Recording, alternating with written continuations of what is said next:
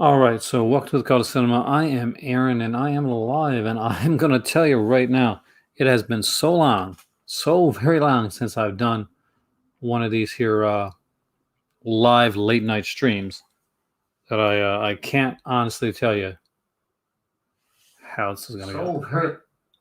How this is going to go, or if anybody is going to come in. We'll see. But one thing is pretty amazing, and that is there are so many amazing sales and movies and releases. Hey there, Shadow. Welcome, man. Doing a late night one. I haven't done this in a while, but I was making a few. Hey there, Jason. Hey there, Franco. Welcome. I'm very surprised to see so many people in here tonight. Well, thanks a lot. Which review did you watch? The one that I just did. Hey there, Iceman. Welcome.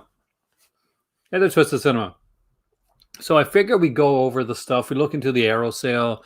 Look at the we'll look at the Criterion sale. Look at it all together. I hope you guys enjoyed my Criterion picks video I did. I spent a lot of time on it actually.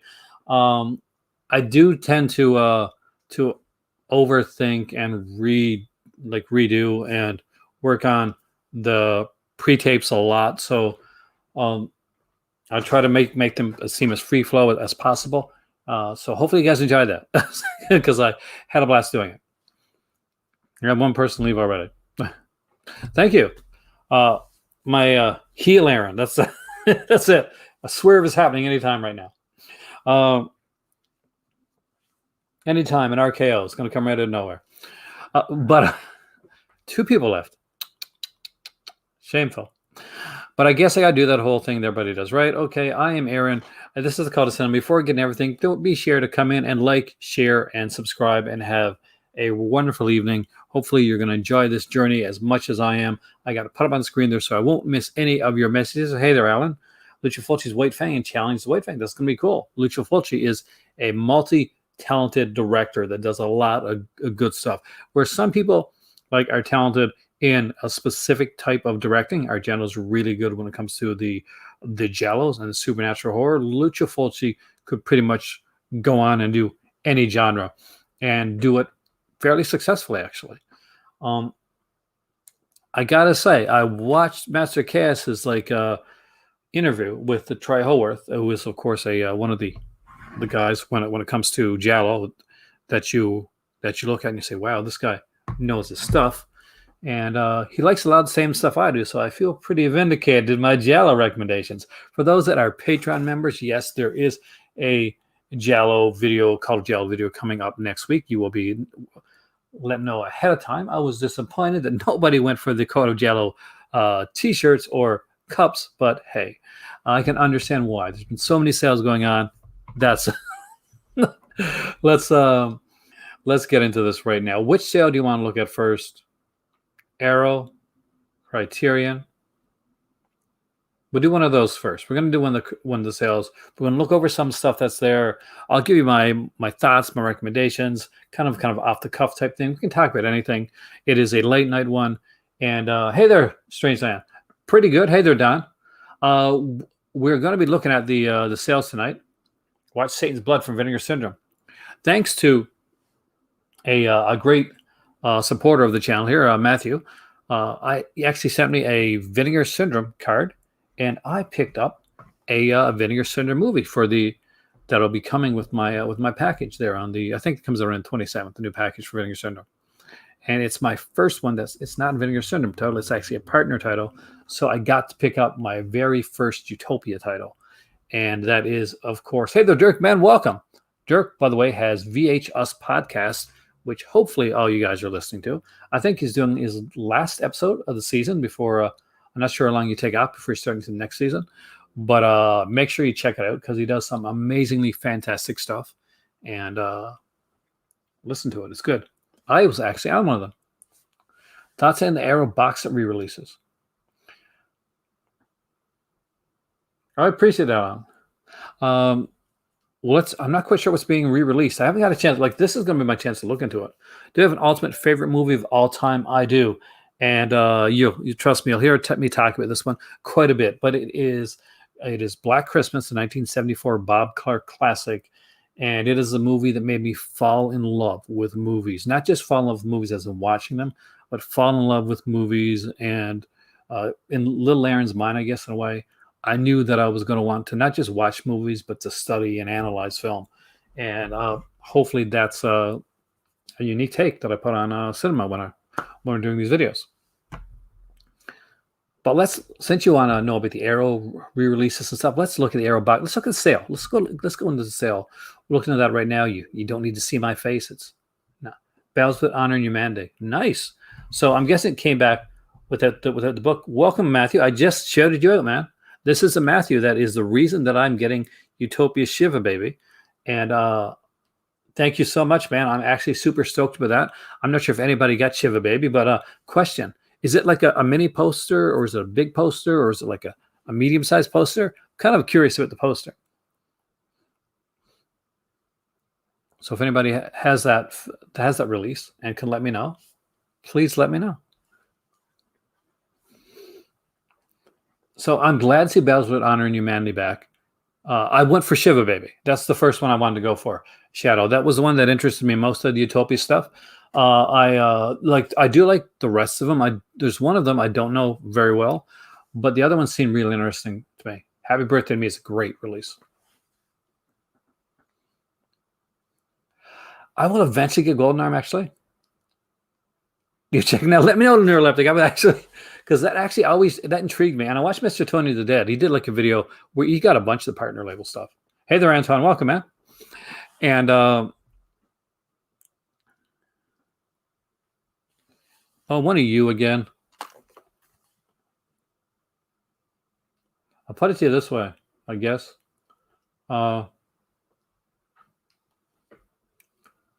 More than your sales self will have to do, because you get nothing. Nothing. Thank you, Jason. Now, let's leave the sad people behind and go into this.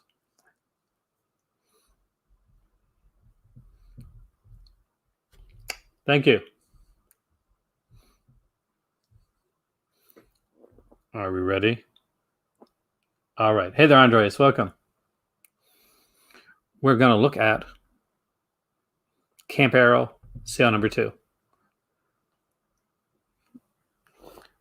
And there right away, we can see back in stock. So, wow. Let's see what else is back in stock. I'm very intrigued now. I just spent all the money that I could spend this month just recently. I don't feel big as a VSA poster, but it'll be very interesting to see. Okay, so let's do this not by release date. Let's do these here by high to low. I find that's the best way to do these here releases.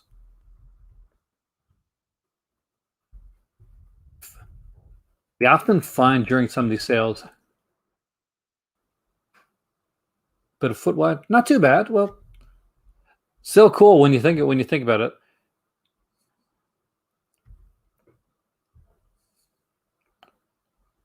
So you want me to go full screen, because you don't really need to see me on here, do you? So far, I've heard like that the transfers on all their stuff's been pretty good. The only one that they didn't redo the transfer on originally was Pitch Black, which I think was a one that was done by someone else. But they did so far the other ones I think were done by them, the 4K transfers. And I haven't heard anything bad about any of them, but I don't keep up a lot with this stuff. And obviously,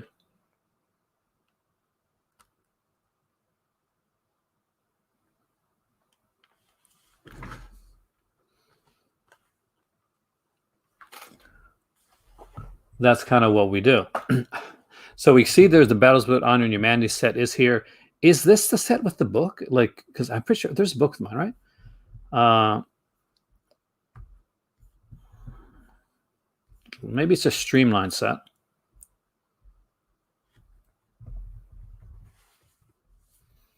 That's the key part.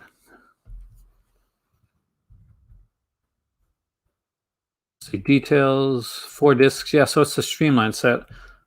So, because originally I'm pretty sure that originally came with a booklet too.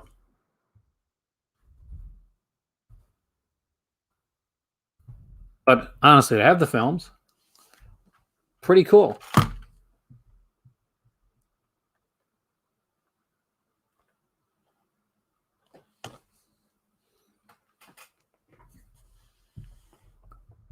Some people have sad, sad lives. There's a Valoran Borowisk collection, The Camera Obscura. That's actually a pretty cool one. Cinema of Conflict, 4 films by Krzysztof Kieslowski. Again, that one was, I'm pretty sure that one was, back in stock. So that one was out of print as well. You get the Eric Romar collection, the Gamera, the Heisei, and the Showa era. The Heisei era is probably the best one. If you want to kind of grab them all, then, definitely worth doing. Region free, man, it changes your life. A standard box set for Phantasm 1 to 5. Actually, it's a really good set. I think Welco USA actually reprinted their set, or they're in the midst of reprinting their set as well for us, for people that are just North American. Hershego and Lewis Feast set. That's, again, like not the big cereal box one, but it's the smaller one. It's a really cool set, and it's got a great documentary on it. The Kinchi Fukasaku collection is here as well. I think this is like movies that were put together, weren't they? Weren't they on their own initially? Yeah, they were. Like Street Mobster, Cops versus Thugs, and Doberman Cop. Those were like on their own first, but now they're being put together in a set. So you can't go wrong with that. Get a limited edition Steelbook of Gamera. I'm sure this is because they're with they're kind of at least partially owned by the whole Zavi Corporation right now. Blood Hunger, the films of Jose Larraz. That's actually really good. I love that set. Female Prisoner Scorpion. I still don't have that one. This one I really need to get. 4-film noir classics. I thought this one's got it in a print too. I guess this one's back. House, the collection. Love and Death, the films of the guy that did Necromancer. I think we'll go with that. The 6 Gothic Tales Blu-ray set. Again, doesn't have the book, but still, it's an amazing set to pick up. 4 Marx Brothers at Paramount, 1929 to 1933 Blu-ray collection. The complete Sartana Blu-ray set, which is utterly gorgeous. Hey there, Jacob. Welcome, man. The Ring collection, which, by the way, I'm going to say it, doesn't have the book, looks way better. You're here. You just can't keep away from the arrow? We got to look through the arrow stuff, man. Go through the sale. The Out One Blu-ray here, which Hellraiser trilogy box set, which, by the way, is gorgeous. I got the original, like the Scarlet Gospel one they put out, even though the Scarlet Gospel book wasn't that great. The trilogy was really good. We got the Buddhist trilogy here, Family Values, 3 films, Love Plus Anarchism. There's a lot. I mean, there's so much great stuff here. I'm sorry that I'm not recommending. I should be like New Battles with Honor and Humanity. This one I think was out of print too. This is back in stock. Definitely worth grabbing. Stray Cat Rock set, again, one that I really liked. The Vengeance trilogy is here. Graveyards of Honor is a really fun one. One that I do recommend, and they got this done in the Streamline set right now. Hey there, Matt. Welcome, man. We're looking at the Arrow sale. We're going to look through the Criterion sale as well. Kind of a late night one to go video, but I figured we'd do one tonight because I was up, and why not? Hey, Flickr. New to 4K, but having watched Tremors, a very film-like presentation. That's exactly what it should be like, Flickering Wave. So that's actually really good to know. These American Horror Projects are really good, volumes 1 and volume 2. I definitely recommend those. I got Crash. UHC was sent to me as a gift, and I'll be honest with you, I still got to sit down and watch it. I'm actually very excited to watch Crash. Cinema Paradiso, again, it's a film lover's film, is what it is. And having it on UHD, same with King York, which I hear from Brian Sauer from Just the Discs, has an amazing UHD. So that's actually a cool one to check out. Old Boy on UHD. Ooh, ever thought you were going to get Old Boy on UHD? Tremors on UHD. No. Let me get into some of the kind of cool stuff. There's a vinyl for Kaltiki, the Immortal Monster. And I'll say right now, Kaltiki, I don't know how the record is, but Chaotiki, the movie's is a ton of fun. I love that one. 14 movies from the sale. Oh man, I feel your pain. I do. Uh, as you can see, Pitch Black is there. No, this one was not like they did not remaster this one. This was done. This was remastered that they picked up. But it's a pretty good one. One that's called Trilogy. Dirk, incredible. I got this set here. When I got it, I'm not sure if it has it now, but it had this like slip on it, and I thought it was like tickler at first, but it wasn't. It just like 800. Wow, I felt like I had a lot. I'm not even close to that. But it had this kind of like this weird and unique feel to it that I really liked. Dead Smiles on a Murders. Okay. Oh,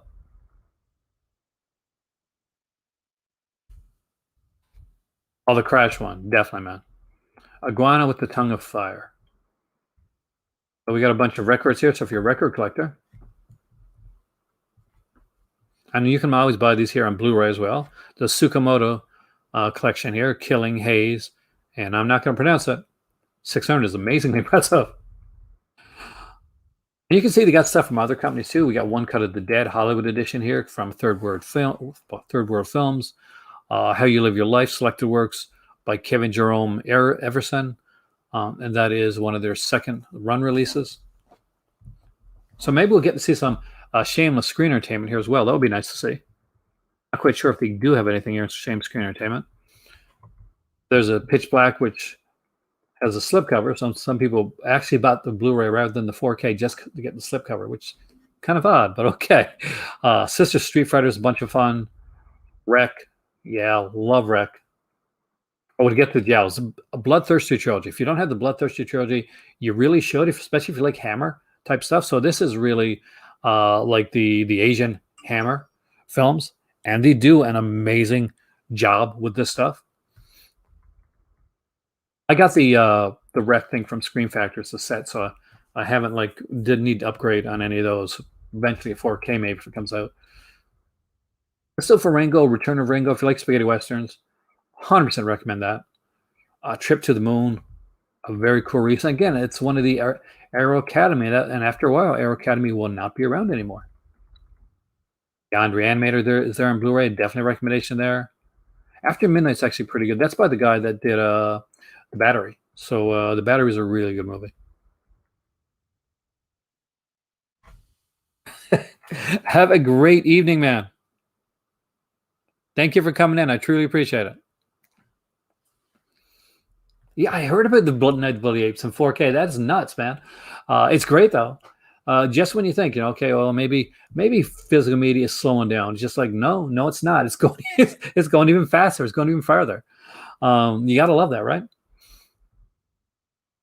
On the Door, Cold Light of Day. I still have not seen, which I guess I should get on because eventually I won't be able to get into these now, unfortunately. But there's some great stuff here. I did not know the sale was going on like this. I thought it was just like it was only today that I really actually figured this out. See, I'm slow with this stuff sometimes. Creepshow 2, it's definitely a cool release. I don't know a lot of these second run releases. I do know that this one here, Dawson City, I think this is one that I really wanted to get. It's just curling. See if this is actually about curling, because I am. Oh, done rural Quebec. So yeah. So I'm from Canada, and we curl here. So it's something that I true. That's a good question. What does VCI stand for? I used to know. I could pretend. VCI can be hit or miss. I've seen some really great stuff from VCI, and I've seen some stuff where we're okay. But here's the thing: I'm fairly easy to please when it comes to this stuff. So anything VCI, I've enjoyed it, but I've heard people like you, Lee. I've heard people say some mixed things. But I'm not like a videophile in the where I'm looking at like screenshots to say, okay, is this good here? Did this artifact here? When I get into a film, I really get into a film. So like if a movie captures me, it captures me, and I'm just entranced with the film itself. So a lot of times I really don't notice that. Some people say, "Oh, I didn't like this transfer." I'm like, I thought it was okay. Dark Knight Scarecrow is a really good release. As you can see, there's like a ton of different stuff here. It's not just Arrow, a bunch of second run and third, and like those third window releases. I don't have enough of them to give you like a recommendation on those. Somebody said like Giallo for them, and definitely Video Communication Incorporated. Thank you, Iceman. Like, there's a ton of other. I'm just waiting to see some Shameless here, man. Southland Tales. I still got to get. I don't own two Southland Tales. I wish I did actually, because unlike Master Chaos, I like that. I know I'm alone on that.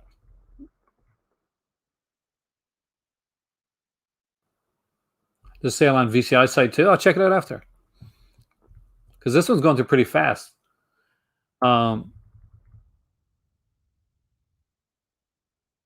You have the same mind, early. Invisible Man appears. Invisible Man versus Human Fly. Again, these are Asian Invisible Man films, and I really enjoy that. They're actually lots of fun. The Woman, yeah, I really like that. And Valor in a Week of Wonders, I'd say get the Criterion, but if you're really not sure and you've never seen the film, you just want to watch the film, Valor in a Week of Wonders is actually really good. Hey there, Griff. Welcome, man. Versus, that's a lot of fun. So is Warning from Space. I'm seeing a lot of Giallo here, by the way, guys.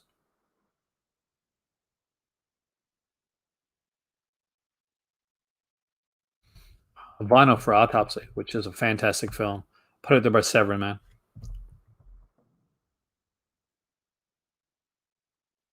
There's a lot of like non-Arrow stuff here, like, which is fantastic. It gives you a wide range of stuff to get. Eric the Conqueror, of course. But it just seems so odd that I'm going through these here and high to low, and I'm not finding a lot of Arrow so far. I'm finding like a lot. If you want to buy anything that's not Arrow, then you're good. One Cut the Dead Blu-rays here. A lot of vinyl here.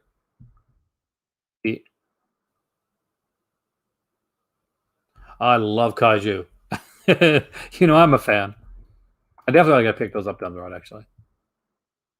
I'm trying to find some of the. Okay, we're getting some stuff here. American Werewolf in London. Standard Blu-ray, of course, because the limited edition is already sold out. Black Angel is actually a really good release, being John Malkovich, of course. I did not see your Sworn to Justice tweet. I love Sworn to Justice. Do we know who's bringing it out, Ice? Has that been announced yet? I am so hoping it's Vinegar Syndrome and it's maybe a VSA.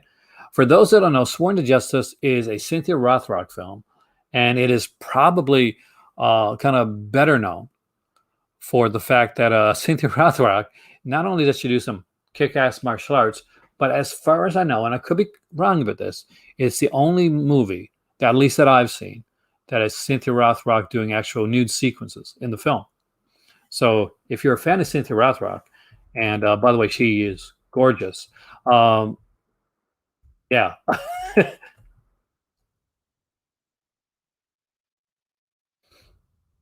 I've not been on Twitter all day. I've been like, I think I got on to put this on here. Blood Tide. Bloodstone, again, that's another decent release. Born Yesterday, it's a fantastic film. I like Brain Damage, I really enjoy. Yeah, you want to see Cynthia Rothrock? You want to see Cynthia Rothrock? Sworn to Justice is the only movie where you're going to see that. Cemetery Without Crosses is actually a pretty good one. You got Robert Hussein in this one, and he's a French actor. And this was written, of course, by Dario Argento, or at least partially written by Dario Argento. Candyman, of course, City of the Living Dead. But some of these are just like Crimes of Passion is a great little film by Ken Russell, highly underrated in my opinion. It's one of the more underrated like Ken Russell films. Cruising is another fantastic little movie. Here we go. Deadly Manor. Jose Larraz. She's doing commentary. That is so nice. I mean, I am so excited, Ice, about that. Some people are saying it's going to be like an 80 films release. And if it is, it is. I'll definitely try and get it. I really am hoping that this is a Vincent thing, though. I really would like to see a VSA for it. Although not a lot of VSAs have commentaries, but you never know. Debbie Did Dime has a ton of features on it, by the way. DEFCON 4, if you like Halifax. Deadly Manor, Jose Larraz. Got to go with some Jose Larraz. Don't torture duckling right here, right, bam, right here. I can tell you right now, you don't own this movie. This movie will be talked about in our Call of Giallo. So if you're a Crimson Cult member and you're going to be watching the Call of Giallo, Don't Torture Duckling is it's what I would consider a very a necessity that we're going to have to talk about. Doom Asylum's a lot of fun. I don't remember Dream Demon that well. I actually liked Eaten Alive. Are you a little underwhelmed? I was actually a little overwhelmed. I expected to be underwhelmed by July's Vinegar Syndrome titles Warlock, but I'm not at all actually. I actually really love that. Oh yeah, Sworn to Justice has a pretty pretty decent cast in it. But I always remember the Saint Rothrock stuff. Edge of the Axe is another really cool title. I actually really like Edge of the Axe. I think this one's really underrated actually. Uh, how did I hit on this? Bad state of mind.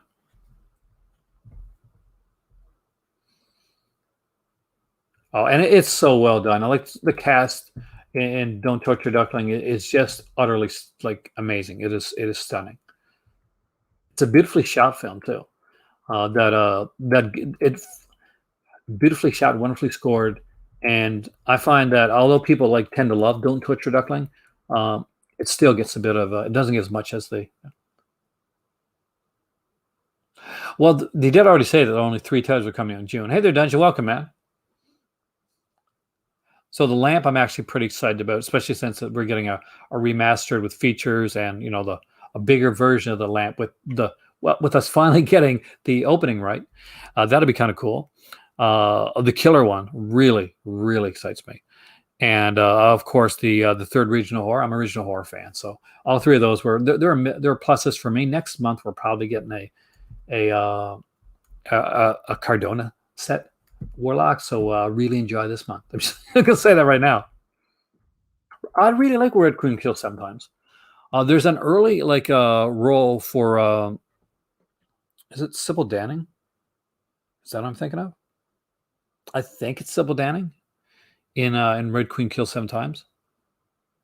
It's been a while since I've seen it, Strangeland, but I remember really, really loving it when I watched it. I'm excited about the new version. That's the reason I haven't watched the old version. I got like that 4-pack. Remember when we put those all night horror marathons? Then yeah, I got both of those, but I really haven't gone through all of them. Hard to Kill is a lot of fun. That of course is another one by the great Yuka Masarakis. Hey there, Michael. Welcome, man.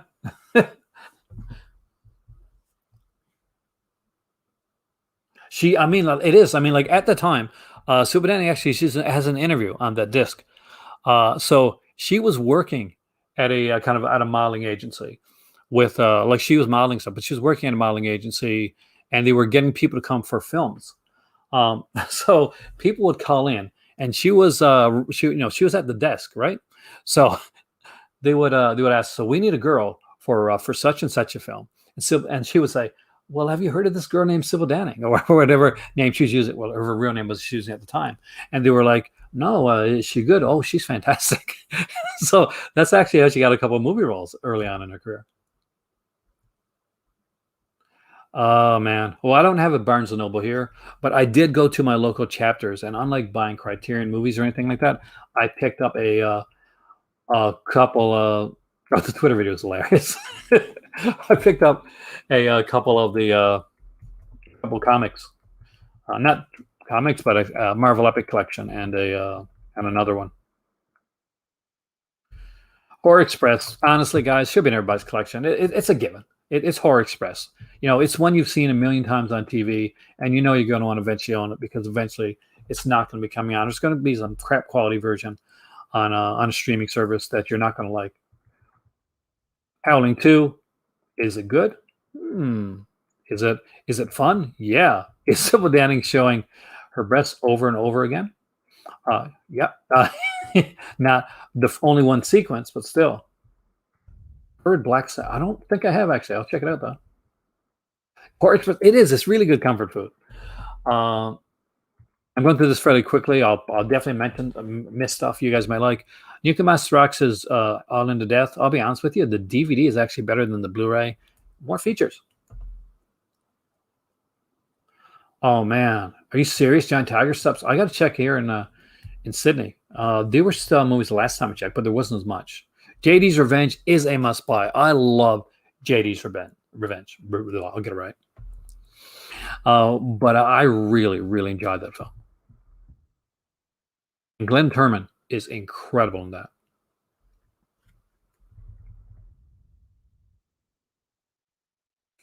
Calabasas, I'm just going to go through it really quickly to get through these. John Tiger, yeah, we used to be able to get some really good stuff from John Tiger, from movies to TV shows to some Scream Factory stuff. You go in there every once in a while and you find like your like a random Scream Factory for like $6. So that was always kind of neat. I remember going into not John Tiger though, but going into my local Shoppers Drug Mart once, and because they sell a lot of leftover stock, but just a small amount of it, and they had like Captain America Ship Factory. They had Exterminator 2. Hey there, Richard. Welcome, man. So, like, just some cool little releases. Madhouse, I really enjoyed. I won't say it's an everybody film, but I thought Madhouse was fun. Um, Matinee is cool. Merry Christmas, Mr. Lawrence. It's sad. Miracle Miles, good. I'm not sure if it's as good as everybody says, but it's good. Maybe I think the fact that Miracle Miles didn't get talked about a lot, and then it got talked about a whole lot. I'm like, yeah, I enjoyed it. Life's a Dog, of course. That's a me film. My name is Julie Ross. Julie Ross is actually the original version, and they would remake it later on. Does anybody know what My Name is Julia Ross would be remade as? Trivia for for you guys. Who can tell me first? I got a standard edition of Nightbreed.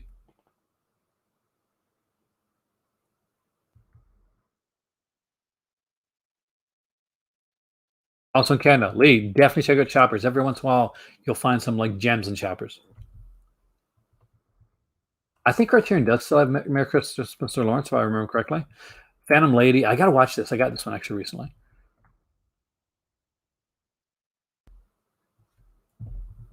I won't be surprised. Everything's getting newer matches lately, Jacob. But I actually don't know. I'm to be bluntly honest.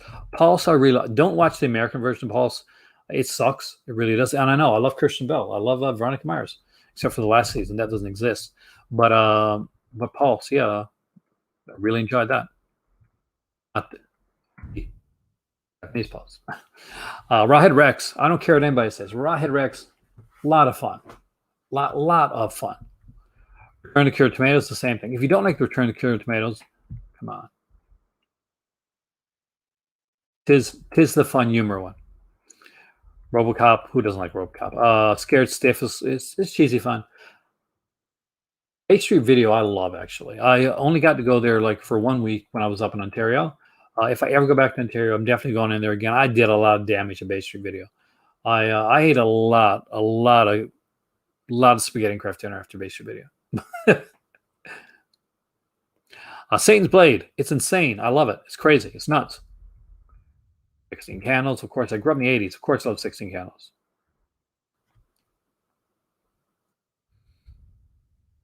Spatter Baby. Anything by Valorant. I kind of dig. Texas Adios. I actually it's been a while since I've seen it, so I can't give you like an honest like that one. The Baby was very different. Big Clock I really liked, so I would recommend the Big Clock. Great like noir there with Charles Lawton. Charles Lawton's just incredible. Boondock Saints, The Burning. Everybody needs to own The Burning, and Bloodstained Butterfly. I think this one's underrated. It's different, and it definitely goes in a different way when it comes to giallos. But I really like the way it's constructed. Hey there, Dennis. Welcome, man. Big Knife is fantastic. I really like Big Knife. Jack Palance. Anything Jack Palance, I'm down with, man. Bloodstained Butterfly. Chill Factor. I don't remember very well, but I got to see this. I got to get it because look at this. Won't get it now, but eventually I'll get it because look at this here. Look at this cover. Can you not love this cover? City of the Dead, of course. Comic is a film. I know it's a limited edition. I know you're probably, thinking that's limited edition. It's only $8. Maybe I should pick up the comic. Hey there, Master Chaos. Hey, welcome, Matt. We are looking at here some of this here Arrow stuff, and there's some good stuff here. I would recommend not picking up the comic. Just going to put that out there.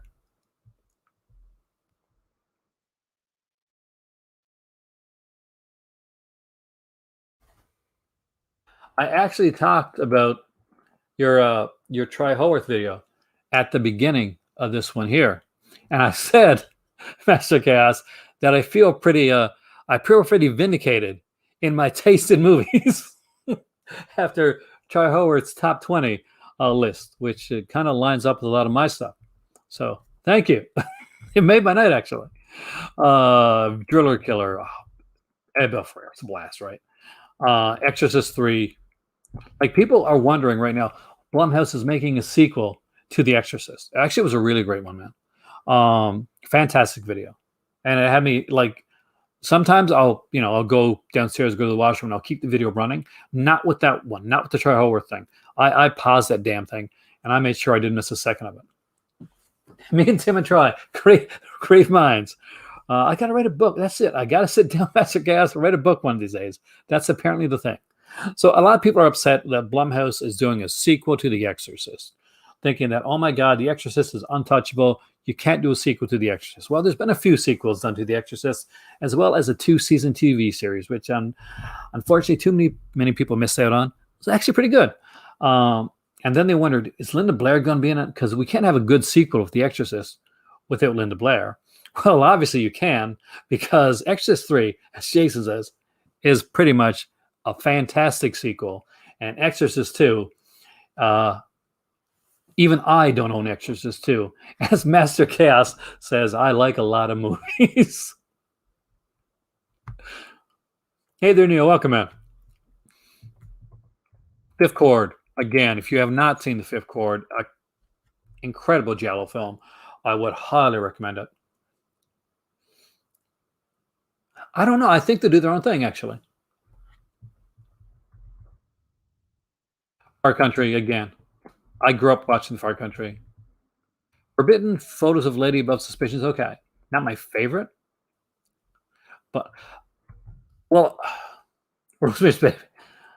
Yeah, Fifth Chord is amazing. Like it is like when people talk about like Giallo and they really talk about like what some of the greater unknown Giallos are.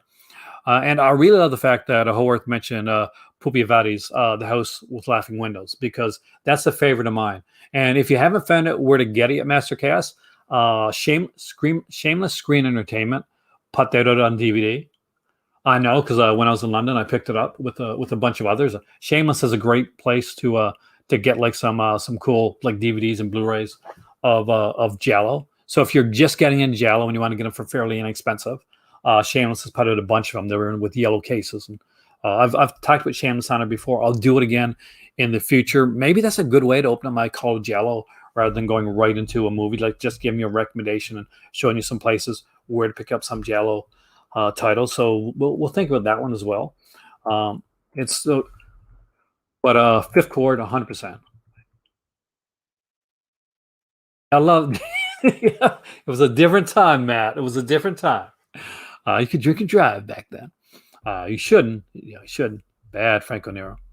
The Initiation. Again, I love The Initiation. Lots of fun. Great role from like a pre Melrose Place, Daphne Zuniga. Oh, Fifth Chord's really good, Master Chaos. Like 100%. Like this is not just like me. Okay, this is a random like obscure Giallo. No, the Fifth Chord is actually a good, well constructed one.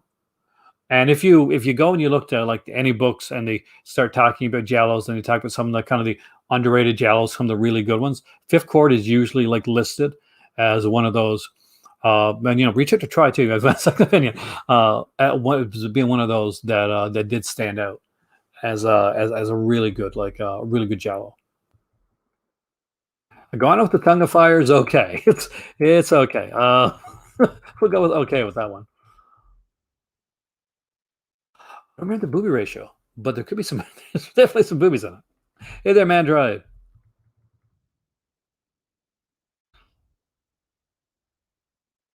They're cats, man. My cats don't have the agility to get up on my counter. Mutilator. Definitely love the Mutilator. It's a fun little film. Gotta love the go one on spring breaks song at the beginning of it. Very different than the tone of the film, but it's a lot of fun. Prey is okay. Hey there, Kay. Welcome, man. Clear's Way Rise. It's been a long time. Is that the second one? That's the sequel with God, what's his name? I can't remember now. I'm pretty sure I've seen it because I love Clear's Way. Clear's Way was like solid, man. Serpent's Egg, one of Ingmar Bergman's films. Slayer, a lot of cheesy fun with that one. Suspicious Death of a Minor. I got to rewatch that one. It's Martino. Is there a Blu-ray there for Black Belly of the Tarantula? I'm trying. See, the initial Black Belly of the Tarantula that I saw was probably along the lines of, I'm not sure if it was like Anchor Bay or Blue Underground that initially put it out. That put it probably Anchor Bay, and I'm not sure if it moved over to Blue Underground. I'd have to check. I don't think there's a Blu-ray, but if there is, then I don't. I'm unaware of it because I love that film actually. Suspicious Death of the Minor is a decent Martino, not the best though. Best Martinos are definitely Strange Vice, Mrs. Ward, and your Vice is a locked room and only I have the key. Would be like the two top Martinos. My original title, My Bloody Valentine. The Visitor, aka Space Jesus, it's an insane film, but I like it. Wild Geese, Swinging Cheerleaders. The Wind is a good. I like The Wind a lot, actually. Meg Foster. I like Meg Foster, and we got Wings Hauser here, and you see a movie and you say, hey, look, Wings Hauser's in this movie. Watch it. Like you make. I know. Right now, Master Chaos is going along the lines of like, oh my God, Champagne and Bullets, and he might be having a little PTSD. But The Wind is actually a good film. Would you really put Suspicious Death at Gotcha? It's been a long time since I've seen it. Like I got it upstairs. I recently bought it, but it has been years since I've seen it. So take your recommendation on it and check it out. I'll put that kind of closer to the top of my watch pile. Zero Ball. I love Zero Buzz. Here's a movie that is not at all what you think it's going to be when you go in to watch it. Even if you see the commercial, like a trailer for Zero Buzz, you see like they're there and they got these like paint guns and it's kind of it's fun and weird and a bit silly. But then you get into Zero Buzz and you start watching it, and as you get farther into it, it gets really dark. I really like this. This is definitely. Hey there, John. Welcome, man. This is a Nico Mastorakis. This is a classic Mastorakis. It is definitely classic Mastorakis. Did you see Zero Buzz, man? Because I'm gonna say, check out Zero Buzz. It may change your mind if you haven't liked this stuff before. The Wind's also a good title too. Very different for. And everybody's got to love. You got To Live and Die in LA. It's neo-noir. It's got one of the greatest songs like of all time. To Live and Die in LA is one of my favorite songs. For a while, when I used to do videos, by the way, To Live and Die in LA would be what I would play right before I started video. It's changed. Well, I haven't mentioned Amok because we're only on Arrow right now, but that is a really good recommendation, man. The ending to Live and Die in LA, it was just utterly fantastic.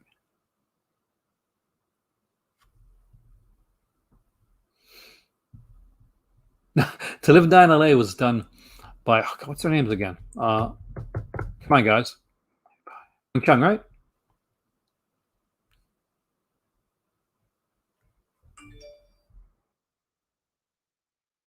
Anything Vincent Price is worth it. Eyes Are Not for Children. That's a unique film. It's okay, man. 12 Monkeys, fun. Wake Up and Kill is a classic, but it's not for everyone. Waterworld. I am gonna go out there. I'm gonna say it right now. I enjoy Waterworld. I really enjoy Waterworld. Oh, I was trying to remember the name of the singers from the song "To Live and Die in L.A."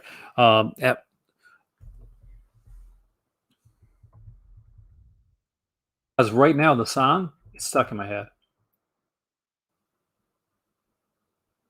Pretty sure-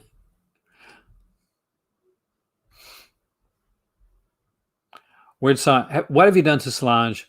This is part of the Schoolgirls in Peril trilogy. Goes along with what have you done to your daughters, and what's the third one again? One of them's not actually done.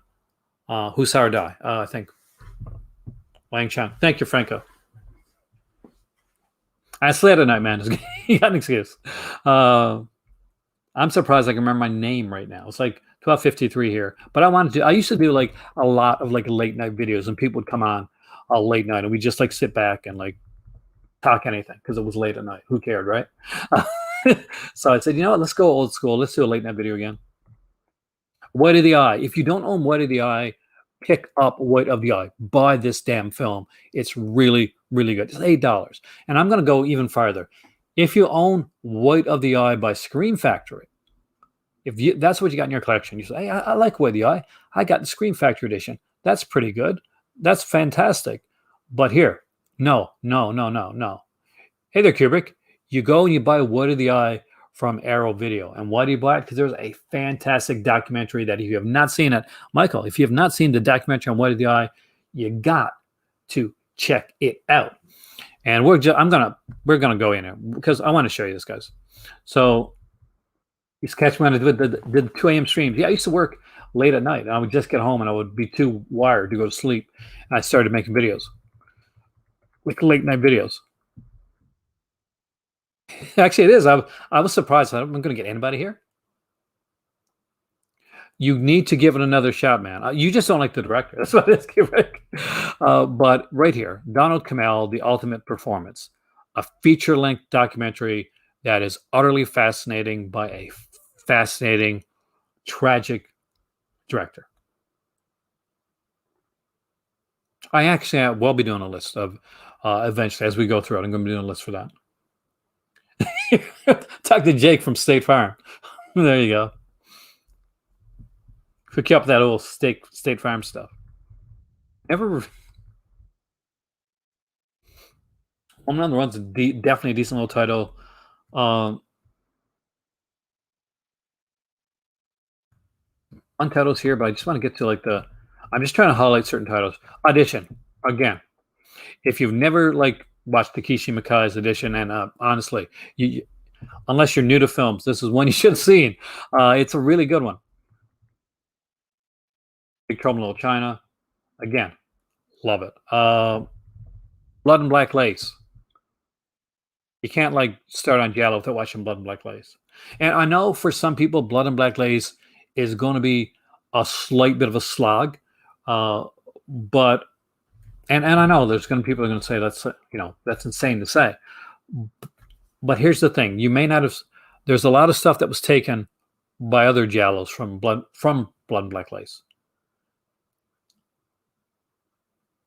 It is a unique cover for Big Trouble. But remember, down your studios, there's always reversible artwork on all these covers. So you can always reverse the art.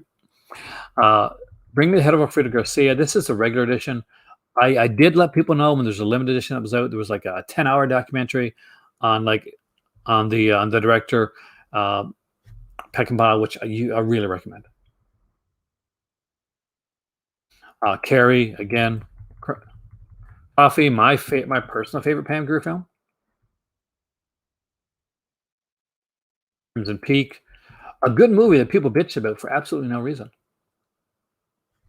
I know, but Warlock, you have to understand. Well, you do understand, but some people, like younger people, a lot of the times will, and not just younger people, like that's not fair because that's wrong. Like, but some people will just won't like the pace of certain films, or maybe they'll like things are faster paced now. Things go at a different speed. That it may not kind of hook them in, but it definitely should. I told you we were time displaced. And she looks her hottest at coffee. Like, she looks hot now, like she does. But she looks her hottest at coffee. Daniel Isn't Real, again, another fantastic film. Dark Blue. Dead End Drive-In, I enjoyed the hell out of that. These are really fun too. So Urcoli, these are the two ones that they put up by Urcoli. Death Walks at Midnight and Death Walks on High Heels. Very different Jallos, but very fun. Like a lot of fun. The weapon in Death Walks at Midnight is really good. And even though you think you know who the killer is right from the beginning, because they like start showing the killer right at the beginning of the film, there is a twist. So there you go. Deep Red, Profondo Rosso, it's a classic. Tenebrae is my favorite Argento one. The slightly like one of my favorite dad's favorites actually, and actually it was mentioned on Master Chaos the show is Double Face. Klaus Kinski, doing what Klaus Kinski does best, and actually a really really good title. Deranged is an incredible film. Robert Blossom. A lot of people will remember Robert Blossom, Jason, from of course Home Alone, because he's the next door neighbor that looks scary but is actually kindly in Home Alone. He is not kindly in Deranged, however, and he also would be on Another World back in the day, and he played a really creepy character on Another World as well. That was a soap opera that got canceled. For those that don't know, you have good taste, sir. Mastercast. Tenebrae is fantastic, and the soundtrack to Tenebrae, which I listen to like a lot, is incredible. Eaten Alive, underrated Tobe Hooper, which by the way would be well more like highly considered if it wasn't for the fact that it came after freaking Texas Chainsaw Massacre. Well, I don't no, see, no, there's another movie called Peeping Tom. I don't think it was actually. Peeping Tom was done in, if you're thinking the same one I'm thinking about, was done in the UK, and it is an utterly brilliant film. Dress to Kill, some great De Palma stuff. FM, I used to have an 8-track like soundtrack to that. I hope you liked the Criterion video, man. First time saw Tenebrae, hate it, and that's one of your favorites. See, I can get that, Mandroid, because Tenebrae, a lot of Tenebrae, like upon farther reflection, a lot of it like will not everything fits together when you're watching it. But Tenebrae is one of those that you got to let sweep over you. The soundtrack is utterly fantastic. It has one of the best endings of any. Thanks, Kubrick. I appreciate that, man.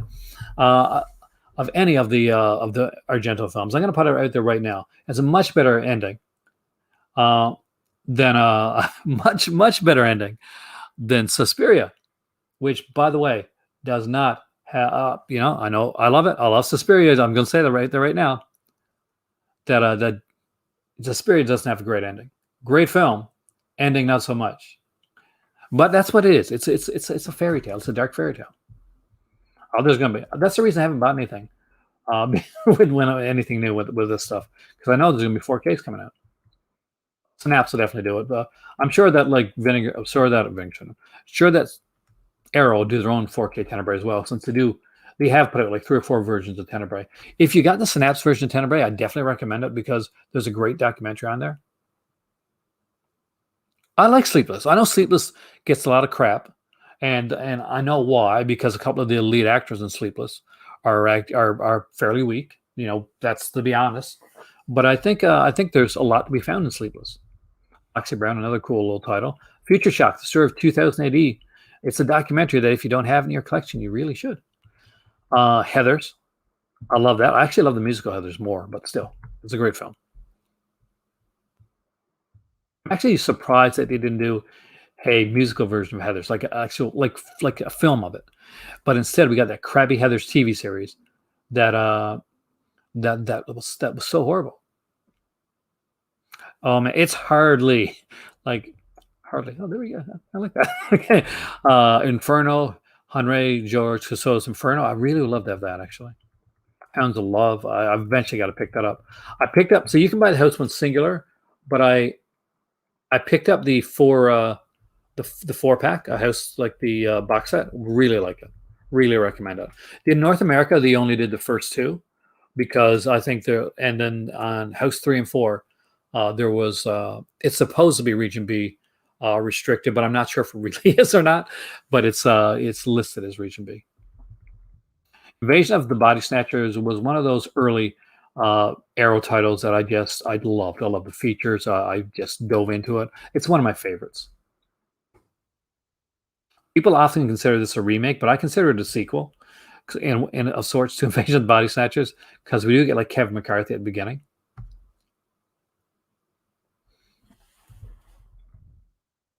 Madman Mars. Gotta love that. I was in love with Man of a Thousand Faces when I was a kid. Um, I was enamored with Lon Chaney, and when I finally got to meet Robert England, I'd said to him like he'd done so many like movies with makeup, not just like Freddy Krueger, but so many other films, whether it be Phantom of the Opera, or even things like what's that Stephen King one about with the washing press thing, the Mangler, right? That I said, you're kind of like a modern Lon Chaney, and he said, when I was younger, I think it was his aunt so had this Life magazine, and kind of in the middle of it, they had like Lon Chaney, like Man of a Thousand Faces. They had all these different like pictures with different like roles that he played, and how his face looked different, and early calling even back then. James Cagney is great. James Cagney is a guy that did a bunch of like gangster films. Was a song and dance man. Loved song and dance. You got to see him do like the Man of a Thousand Faces, which was incredible. Like change.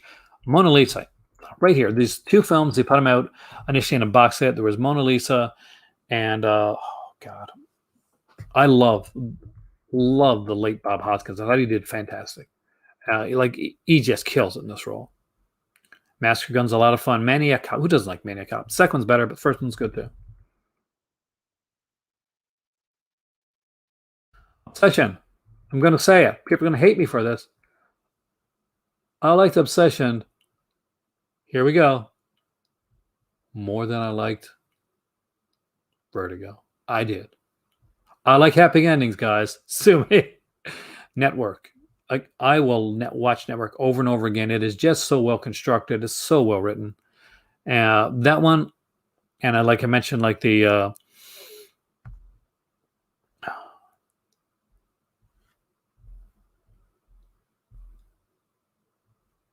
like he was an amazing actor. He was incredible. His parents were deaf, and I think that helped out in his his acting. Phenomenon again, the originally done as Creepers, but I actually well not originally done as Creepers. The Americanized version that was cut down was Creepers. I actually like Phenomenon. I really love this film. This one again was sent to me as a gift, and I love this movie. I watched it. It's got a really, really good feature length documentary on it. Phantom of the Paradise, love that as well. Network, yeah, that's a cheap one, man. That's a great one. Phantom of the Paradise. I can't imagine not liking Phantom. It is so good, and so well scored. What are the dates of the Arrow sale? Let's see if it says up top here. It does not. I'm sorry. I'm not quite sure. Pieces. Everybody got on Pieces. Pieces is just a great film. Psycho 2 is good. Psycho 3 is sleazier, but both are really great films. Richard Franklin does a great job in Psycho 2. Raising Cain. There's an underrated one. Rima Williams' Adventure Begins. Now, I know what a lot of you are going to say. Rima Williams may not be the best film out there. May not be the best version of The Destroyer that you're going to see. But you know what it is? It is a film that has a feature-length documentary on 80s action films, and I 100% recommend that. Paul Williams is fantastic. Not only does he act great in the film, but he does like this job where he literally has to score like this film with all these different like types and genres and eras of music. Because it starts off with a very Beach Boysy bubblegum type pop to when it gets to like this kind of the 70s, kind of like this shock type music, which it's utterly insane that he can do that and do these kind of show tunes and really play to the voices of the actors as well. Unlike many people, I was totally in love with Jessica Harper back then. July the 1st to the 26th. Maybe I will get something out of the sale. We'll see. Satanic Panic, I loved. Runaway Train, the only Cannon film that ever probably deserved an Oscar, but it really did. Rollerball, lots of fun. Scalpel. Scalpel is a bit of an insane film. It's a Southern Gothic film. If you have not seen Scalpel, let me put it to you this way. Okay, here it goes. Here's the plot line of Scalpel. I haven't seen the documentary yet, Duckman. I got to see it. So Scalpel is about a guy who's lives with his daughter, and him and his daughter, they don't get along very well. Well, like, so she ends up running away. She leaves. She runs away. Then the daughter's grandparents pass away, and they say, well, if you can find the daughter and bring her back within a year, hey there, Trash, welcome, man. then she gets the entire inheritance. Like, you don't get anything, but she'll get the entire inheritance. As far as he's concerned, she's been gone for years. She's probably dead out there somewhere, or she's never coming back. So what he does is he's driving home, and he finds this stripper that has been attacked just outside of a strip club, and her face has been slashed up. So what he does then is he takes the stripper, brings her back, because he's a plastic surgeon. I guess I should have said that. Brings her back to his place, makes her look exactly like his daughter, so that they can actually, go in together and get the money. And of course, she's got to go back to his house, be his daughter, and so they have an affair.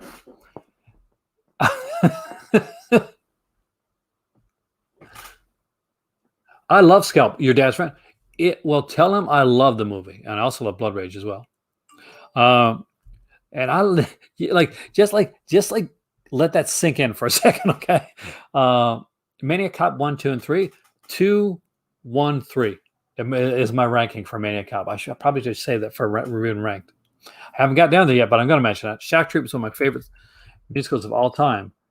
It's not a sequel. It's not a prequel. It's an equal. Shock Treatment's really fun. It doesn't have quite the score or the ump that Rocky Horror Picture Show does, but very few movies actually do. But it does have some incredible songs. And we got Jessica Harper again. So there we go. The beautiful Jessica Harper. We got Cliff DeYoung, another actor that I'm a huge fan of. Yasna Society is a favorite of mine. I love Society. I bought this when it initially came out. It had the comic book, a complete comic book that was the comic book sequel to Society, which is really good. If you can never find that corruptive, definitely pick it up. But I love Society. It's an insane, body horror satirical film that's just so much fun.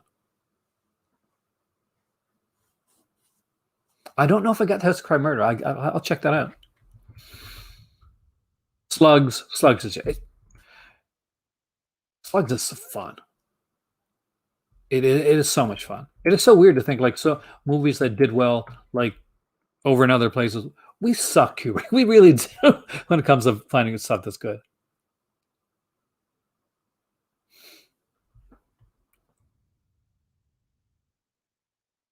Let's look at the stuff we pick out. What's been big over here in North America? Freaking the Transformers films. We're not the best when it comes to choosing our films. There's a lot of fun. Tenebrae is a must for everybody that likes Giallo at all. You got to have Tenebrae. You just got to. Dr. Five's movies, I love those. The Apartment The Burbs is such a good film. There's so many good films. So much stuff here, guys. I'm going to say it. I like The Beast. I really do. If you get this one, buy Moral Tales. Go with it if you can. I actually enjoy the Fast and Furious films, Matt. I'm not going to say they're good, but I enjoy them. They're mindless fun. And you're a huge Barry Lyndon. I'm not the biggest Barry Lyndon fan. I got to give it another shot one of these days. And I'll seriously, it's been years since I've seen it. The Beast Within. What's amazing about The Beast Within? What's super amazing about The Beast Within is that this is done by the guy that made Howling 2 and 3. Right? He made Howling 2 and 3. The Beast Within, way scarier than Howling 2 and 3. There's actually some, like, it's a bit of a so, oh, they're worth watching just for a fun. Like, okay, like the first Fast and Furious film kind of takes itself like so seriously, but you get like so far in it, and they're like in the new one, they're going to space. They're swinging from a rope in a car. By the way, just so you know, that's the thing that happens. How can you not love that? Oh, St. Mary's is a great little film. Um, well, it's like I always like to give things another chance. Like with me, I always think, and this is why I got a lot of things in my collection that I like, but don't love, is because that I'll find sometimes that I'll either age in or age out of films. So I tend to keep things in my collection because this may not be right for me, Aaron, at 21, but this may be right for Aaron at 31. I'm saying way past 31 now, so now's the time. I'm going to find out if I really like films or not. Like, possible. I'm still going to find it fairly boring, but I definitely owe to give another chance. And Nine Tails. I'm going to be honest. It's an entertaining film, but it's my least favorite of Argeno's early works. And the reason for that, basically, no. See, Transformers is the lowest common denominator. Fast and Furious is one above that, but it's fairly close. And you know what? I'm the lowest common denominator with some of the films that I like. So I say that without passing any judgment at all. And it's okay to like the cheese because this is my channel. You ordered two Arrow full cheese. Oh, nice. Don't touch your duckling, Black Cat. Real cool stuff. Black Cat's okay. I like it. It's fairly. Don't touch your duckling is really really good. But that's the thing. It's okay to make it for the masses. That doesn't make it a bad film. Fish Play Sisters is a lot of fun. Uh, I love Jack Hill stuff. I like Jack Hill stuff anyway. Ken Yorga collection, great way to get both Ken Yorga films. The second one is better than the first one. They're both kind of nihilistically dark.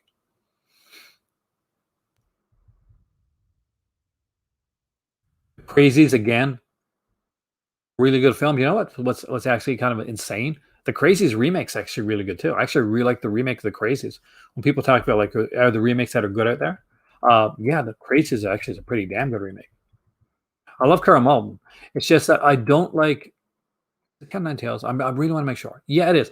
Cat Nine. It's got this science fictiony aspect to why the killing is,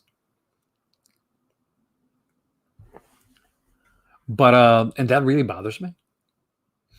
Uh, because I like it like a reason, not like, oh, he's got certain, like, his DNA made him do it.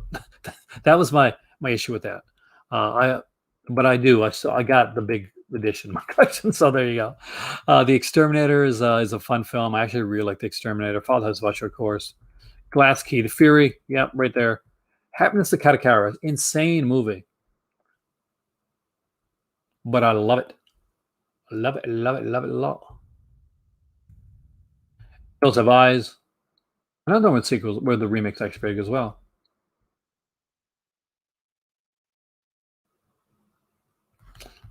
Where do you see that one at? Slaughterhouse Five is definitely a sub label.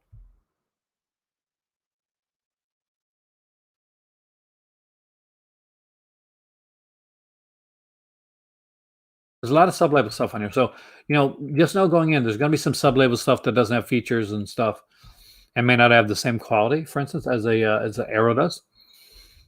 But they do have some really great ones here. A Shrinking Man. I love The Key. You guys know I'm a huge Tinto Brass fan. So it's a bit of a sad story in the fact that, and a lot of people don't realize it or came in like later on, and they saw Tinto Brass's Caligula or one of his much later films. Tinto Brass was pegged at a time as being like the one of the next big kind of art house style directors, and he is brilliant. And the way that he shoots films, and just the way that he works films and just paces them. And he was way ahead of his time when it comes to like his thoughts on sexuality and stuff like that as well. Um, Especially with the whole like the female like in control and discovering of their own sexuality. Like he was kind of in the forefront of that. But he's just a brilliant filmmaker, just such a brilliant filmmaker. And it is a shame that he's been overlooked over the years. Got Killing and Killer's Kiss, which is of course a great Stanley Kubrick films. The Long Good Friday, one of my favorite movies actually. Long Good. I watch this movie a lot. Long Good Friday is one of those rewatches that happens for me like a lot, and it's a fantastic film. Early role, by the way, for Pierce Brosnan. Almost no words at all, but great stuff. We got The Night Evelyn Came Out of the Grave. Again, pick it up. Great film. The Long Goodbye. I like that one a lot actually. Ellie Gould is fantastic in that one. It's incredible. Listen, The Long Good Friday is such a good movie. Another one of those handmade films releases. The George Harrison from the Beatles, like his one. Wasn't Key made with It, it might have been actually. It's a film that's definitely been remade before, so probably yeah. The Red Queen kills 7 times. There you go. It's right here, guys, with Barbara Boucher and her amazingly blue eyes. Who doesn't like that? Who doesn't love Barbara Boucher? One of the great movies, and this is out from Criterion. I have the Criterion edition of this one. I would love to get that Tinta Brass Giallo too. I don't have it, Mandrite. I know exactly what you're talking about, and I've never seen it, but I'd love to see it.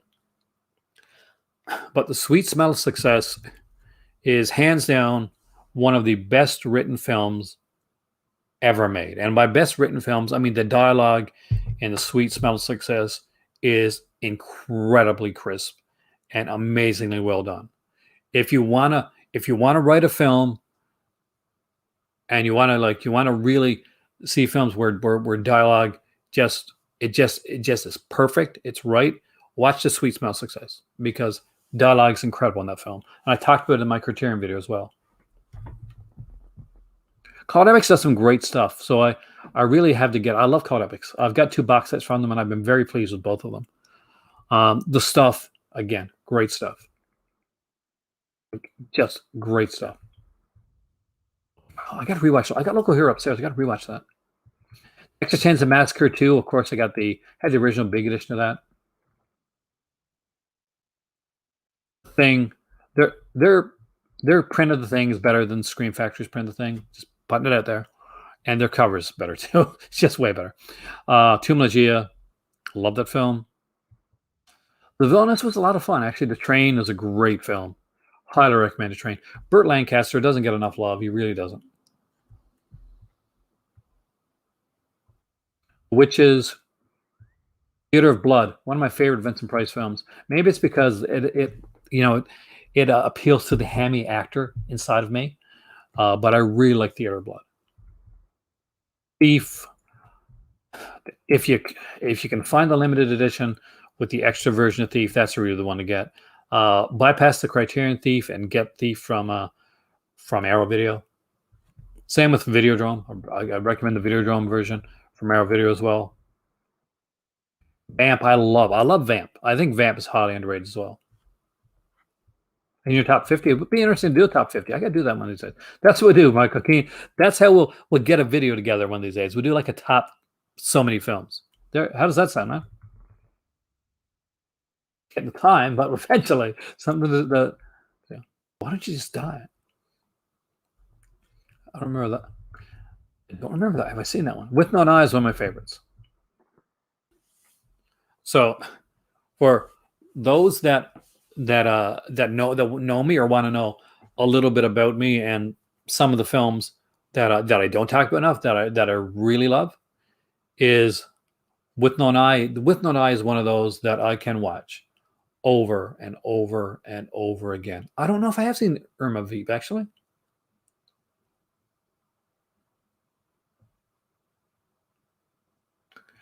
They do that a lot. I think it's a way to I don't like to say bad stuff, but it seems like a way to double sell it.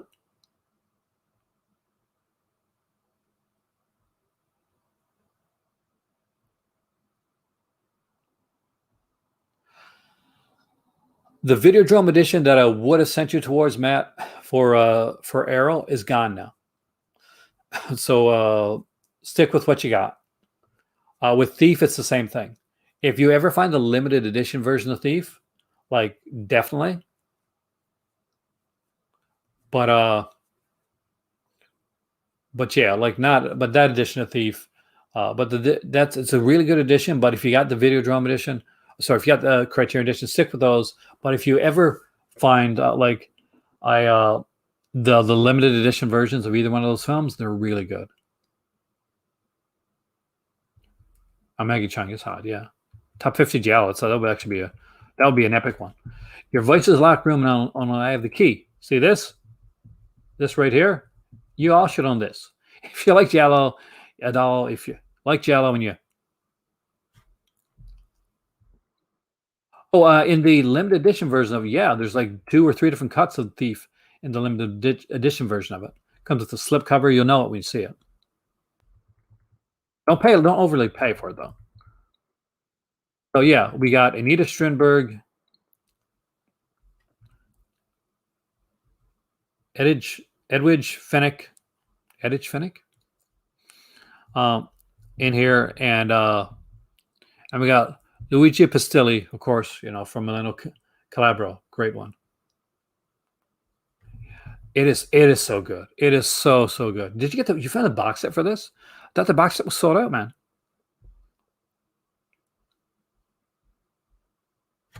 Buying your time is a smart way to do it.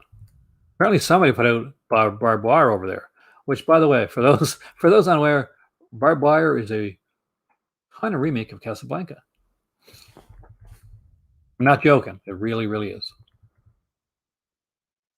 Some very decent titles here. It Follows. I really liked It Follows, actually.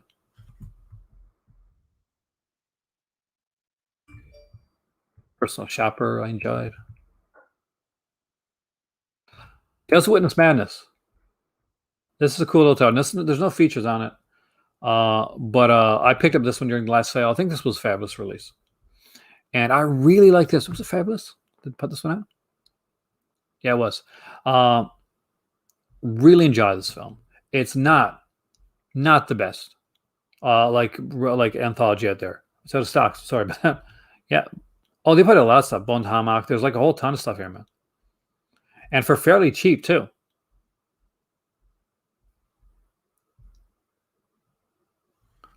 I would kill to see that at a convention.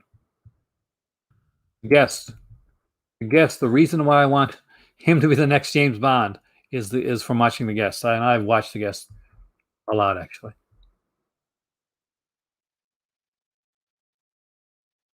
Timothy Deodato, was he good? Magic Christian. That's a bit of a weird film, but I enjoyed it. Vampiria, of course, is from Vinegar Syndrome, is old Dracula.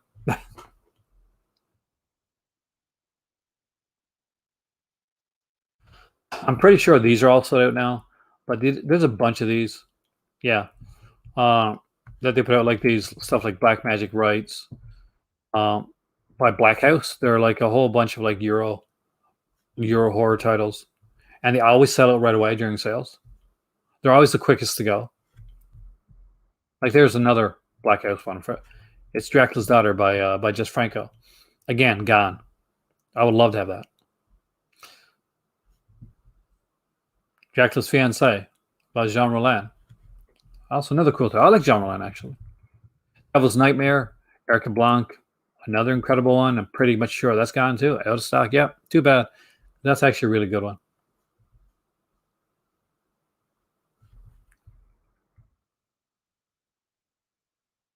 The Blair Witch Project, the book. There we go. Rom's getting to the DVDs, Criterion is super expensive at sales. There's a lot of companies that actually are kind of like that. I'm getting to DVD stuff here right now. I want to see if you put any of the Arrow stuff on for super cheap. Revenge is a good title. Like Revenge is one I wanted to get in special edition of Warlock. I saw it first. Ironically, like I don't normally see things first on streaming, but I saw it on Shudder and I really enjoyed it. Back when I had Shudder.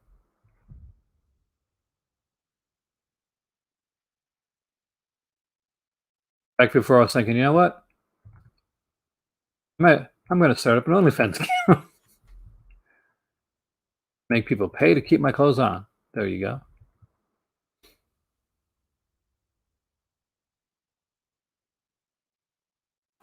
Man, I'm almost scared to go into the next one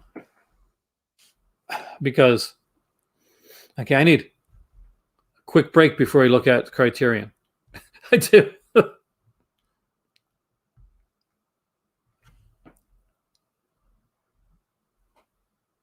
It looked amazing. The Revenge set. I mean, like Second Sight does some amazing, amazing stuff. Oh, One Cut of Dead is highly underrated. No, I wouldn't say that because people know people have been pretty much saying it's rated well.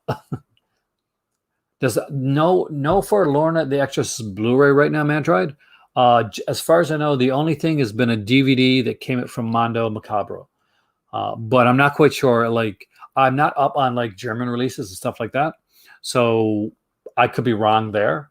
But as far as I know, like if anybody knows, like definitely shout it out, man. Um, Correct me. I appreciate it when you do.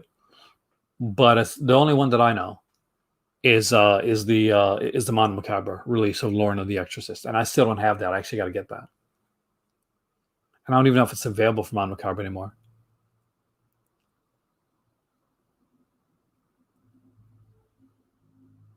But it's an excellent release. We are going to go through some Criterion here in a second. So for you Criterion heads, you're going to find that out now. I'm going to leave for 1 second to go turn on the kettle because if I am going to keep talking, I gotta get some tea. I'll be right back. Mondo releases out of print. Oh, Jason, you're breaking my heart, man. I'll also, while I'm doing that, for those that watched the Troy Howard interview yesterday, or will those who are just interested in some Jello, I will grab a couple shameless quick Canadian boobs. I wish, man. But actually, I don't. That would take way too long. Uh, but yeah, I've been talking for how long now? For a bit. So yeah, Aaron needs tea. Also, I'm going to bring you some shameless stuff. So for those that are part of the cult with Yellow, fantastic. If you're not, that's okay. Uh, Maybe I can entice you. But I'll pick up some shameless releases to show you guys as well. Bloody hell, come on. Show 40. High to low. I always go high to low. I see being broke forever if I make Criterion list. I'll be right back.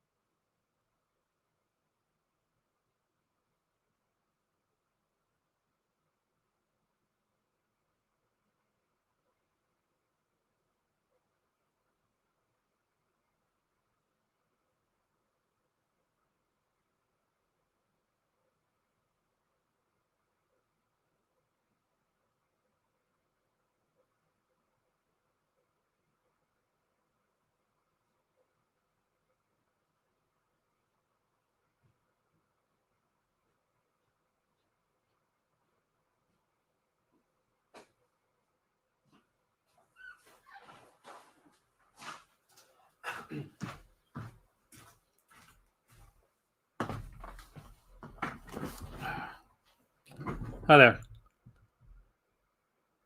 I was waiting for the killer bell. One thing to tell you. I see 5 people left. 6 people left.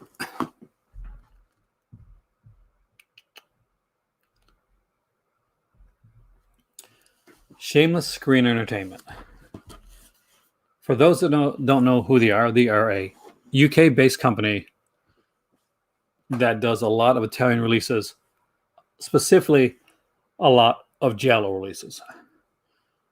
And if you like a company that doesn't just embrace the Giallo, but embrace the sleazy aspect of their company and the films, welcome to Shameless Screen Entertainment.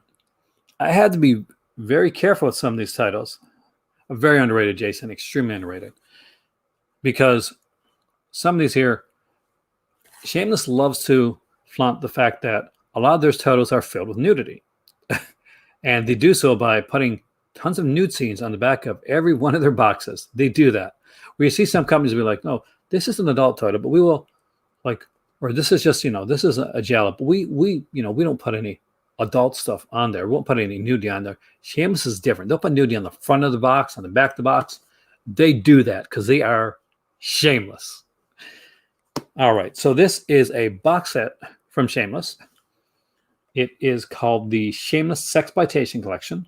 There are 3 titles in here: The Love Goddess of the Cannibals, Satan's Baby Doll, which is really good actually, and The Beast in Space, which is kind of a sort of sequel to a mock sequel to The Beast, starring Serpa Lane. And here it is right here. So I want you to look at this. There's a reason I want you to look at this right now. So you see this here? So do you know what the gimmick to this box set is? Like 4 people left when I put that up on the screen. 4 people that don't like good-looking girls on a cover. That's what it is. I can't show you what the gimmick of it is. I can show you this here. That looks like a. I can show you that it looks like a tape, like almost like a Betamax tape. What I can't show you is the other side of the box, because on the other side of the box, see this picture? If you can picture the girls like in your head unclothed, then that's what the inside of this box is. It's this picture, but nude. They are still around, actually. They just don't make a lot of like newer releases right now. I'm going to show you some actually decent Shameless releases. There is, of course, the Designated Victim. For those that don't know this one, this actually is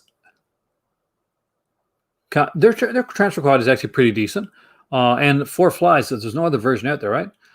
So this one here is kind of Strangers on a Train, but in the kind of Italian version of Strangers on a Train. So there you go. Actually a cool little release. Oh, Michael. Yes, I'm actually talking directly to you when it comes to this next release. So if you do not own this movie,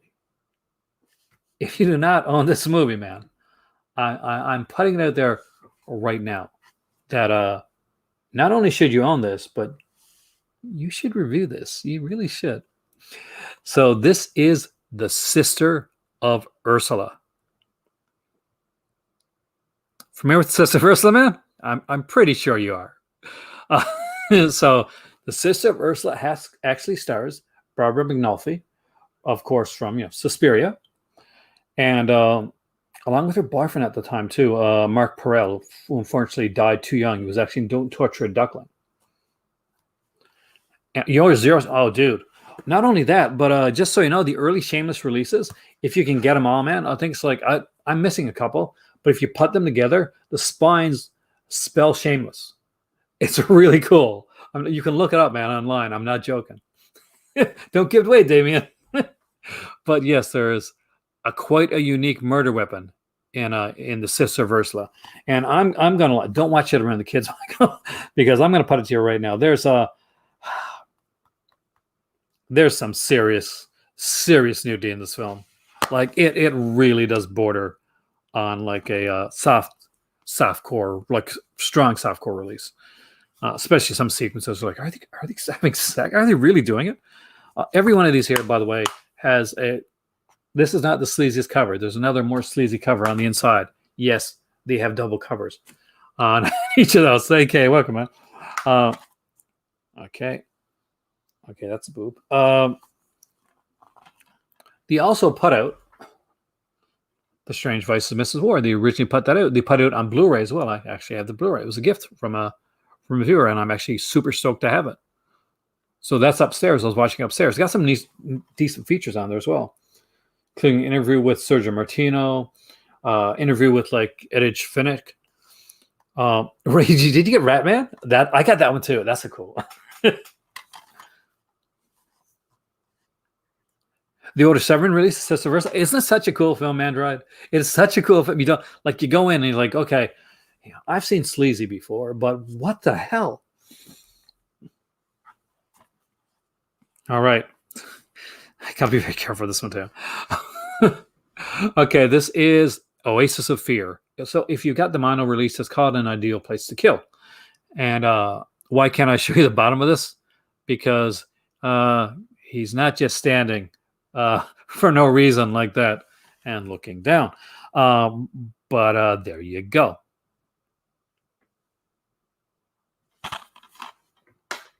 He also did a Deodato set.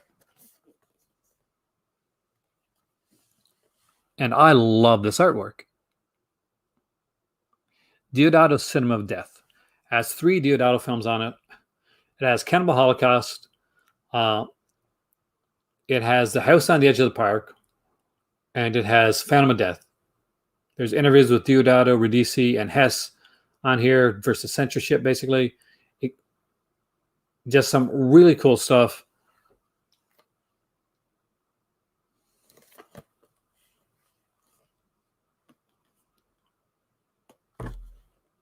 See, I really like Oasis of Fear. That was probably one of the early lenses that I saw. It's not as good as his other stuff. I would agree with there, but I still think it's solid and definitely worth owning.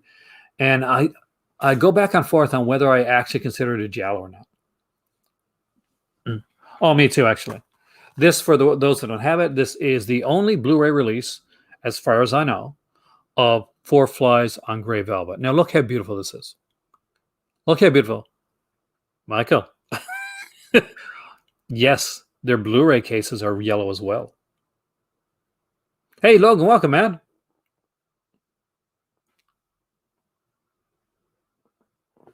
The only version of this movie on Blu-ray that's out. And it's not bare bones. You get a director. You get a director. Yes, it comes with its own director.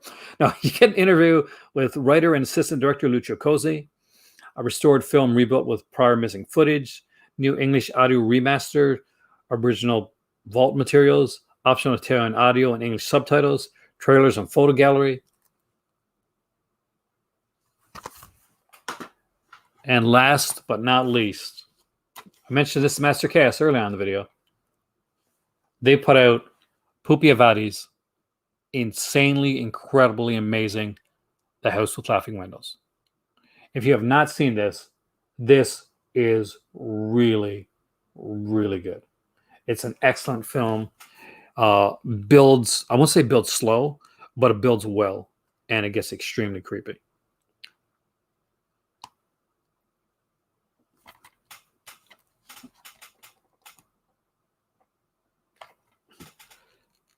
Again, you get an exclusive interview with Pupi Avati on here as well.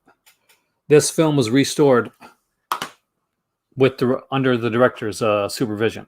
Now, that's just some. That's not all of my shameless screen entertainment stuff. I can do a collection video down the road on Shame Screen Entertainment. It is pretty messed up, man. And actually, I think I will. So we're going to get to Criterion in a second. But now I have to pour up that tea.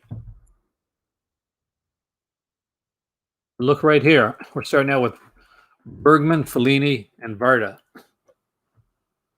The Washing Machine. That one's downstairs as well, man. The Washing Machine 10 DVD, which is a great Diodato film.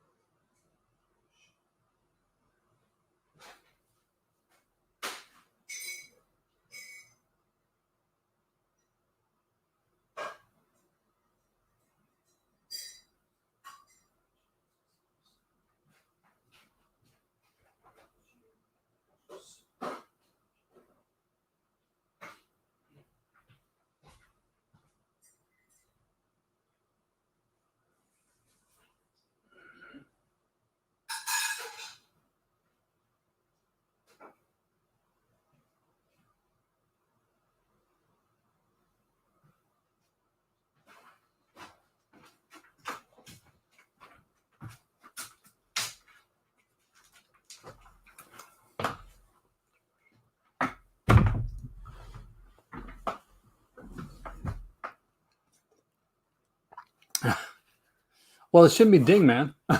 Don't feel too bad. Hey there, Mr. Sushi. Welcome, man. All right.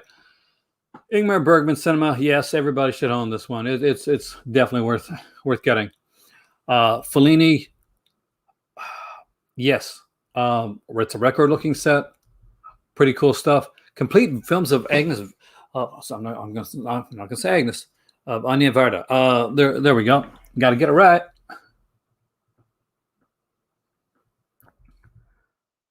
Varda. Hey there, Matthew. Varda's incredible, and I think that they should have done a better job with the release. They should not have put so many films on one disc, but they did amazing with that. But they've had some good sets some that are sold out now. The Monsters of Madmen set was incredible, only on DVD. Yep. Feel okay to go against the tide, zombies. My better half hates Bergman, and for years she was like, Bergman's really important. I should really love Bergman. And then one day she was like, they just don't do it for me. I don't like Bergman. And she said, I feel really good saying that. So yeah, not every film director is for everybody. The Godzilla set's a lot of fun, Mr. Sushi. I like it. It's not up to the level of the Gamera set, but the films really are. Waiting on Replacement for Doctor Who, John Pertwee season 2. Oh man, but it's worth waiting for. It's a good season. How can you not like it? It's got The Haunted Strangler, which is an insanely great film. And before you say anything else, one of my dad's favorite films. So remember that before you go any further. Yeah, like Bergman can be a bit of a, like, if you're not into Bergman, guys, like, I get it. Bergman can be a bit of a downer. I love his stuff, but I understand people not liking it. It's a really good set. What I think is a really good set. And I don't have it. I got to get this one. Actually, I really want this one. I want this one forever. America Lost and Found, the BBS story, because you got Head, Easy Rider, 5 Easy Pieces, with one of the great monologues of all time. I remember when I was in acting, that the monologue that Jack Nicholson does is one of the ones that that I had to do a couple times. A Safe Place, The Last Picture Show, which is bloody brilliant, and The King of Marvin Gardens. I have not heard much about the world of Wong Kar-wai, actually. But if the packaging's bad,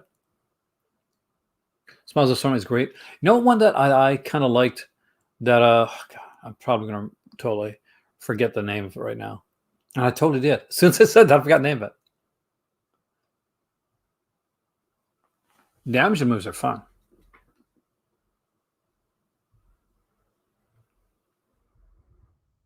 Martin Scorsese's World Cinema. Recommend all those. I really do. I especially recommend the first volume. I'm biased because it's got a Moroccan film on there, which is utterly brilliant. A documentary about a Moroccan fusion band, and I know that Scorsese is a really big fan of Moroccan fusion music. How do I know that? Well, honestly, because my one of my sister-in-laws worked at the convention, the film festival that they have in Morocco, and she got to hang out with Scorsese and Coppola, and I was super jealous. So there, and I'll always be super jealous. um,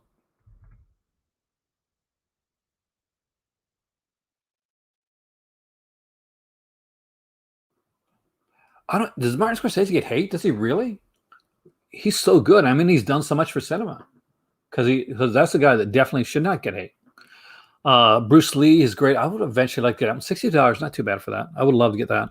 My better half's not going to get any of these, but it's still gone for a month. Maybe I'll grab something. We got the Dietrich and von Sternberg set. That's fantastic. The Jacques Tati stuff's really good. I love Jacques Tati. If you haven't, like, really good comedian, really great comedy. The cartoons you picked up so far are M, great film. Mulholland Drive, a fantastic movie. Blue Velvet, yes, you're a David Lynch fan. Scanners, the one I can't pronounce is Carnival of Souls. All great releases, actually. John Cassavetes, I really recommend John Cassavetes. He's one of those guys that is, God, yeah, what's the best way to put it? He was a filmmaker that acted to make more films. Uh, he truly loved film, and he had a very specific style and way of shooting, and a narrative that he used within his films. And it was, for me, it was brilliant. That's like Jacques Demy. Uh, Mr. Sushi, you just became cool AF for saying that. Jacques Demy is one of those directors that was in love with the golden age of cinema. He loved musicals. He loved the old, like, gangster noir style films. Oh, Carnival of Souls is an amazing film, incredibly well shot, and it's just one of those that is a brilliant, like, melding of, like, time and place, that just brought something, like, just uniquely incredible. But again, Jacques Demy, I recommend this set strongly. The Girls of Rochefort is incredible, and you'll let me bring it up here because this is one I really want. Podon, Donkey Skin, yeah, it's a real story. This is the fact that that Donkey Skin is an actual kid's story. Just, it utterly blows my mind. It utterly blows my mind. And the reason for that is, for those that don't know, it is about a girl whose mother died. She was a queen, and she died in her birth. And now that she's become, like, I think of age, like 18 or whatever, um, her father, the king, says, "No woman is beautiful enough in the kingdom for me to marry, since my wife has died, except for my daughter." And that's how this magical miss thing starts. Uh, but it is utterly fantastic. Umbrellas of Cherbourg, fantastic movie. Young Girls of Rochefort is just, how often are you going to see a movie with Gene Kelly that's a musical, that has that amazing French actors in it, and also has a serial killer, like and Catherine Deneuve is in, like, the Young Girls of Rochefort, and so is her sister, actually. So,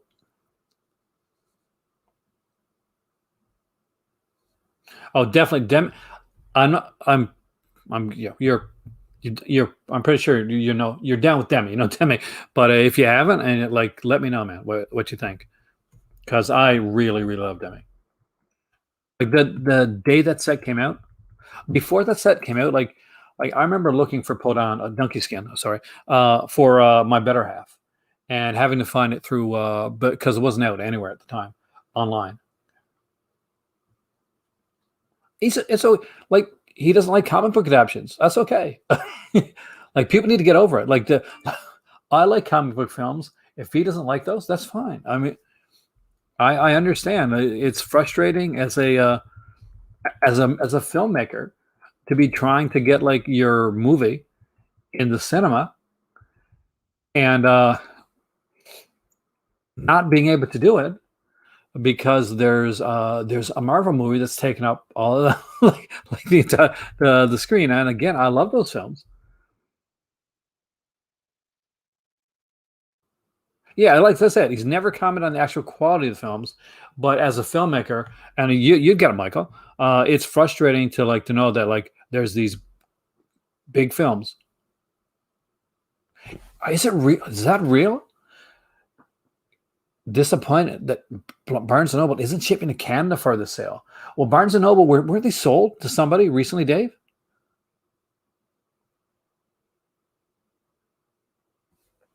Maybe that's the reason for it. That is disappointing, though, dude. I I love what you did with the fact of the with how you stood up to the whole Twitter situation. You know what? As somebody that's on Twitter only for videos, mostly, and putting stuff on there every once in a while, uh, it's the most toxic environment. It truly is. Lone Wolf and Cub, 100%. Love that. I'm so down with the Lone Wolf and Cub.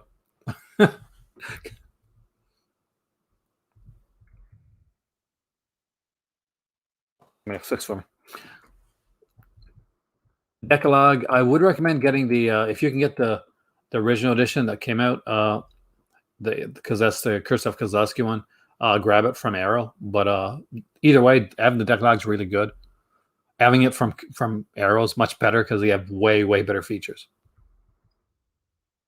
Rossellini Bergman set again, some incredible stuff. I feel like Eric Romer, Six More Tales isn't a bad one.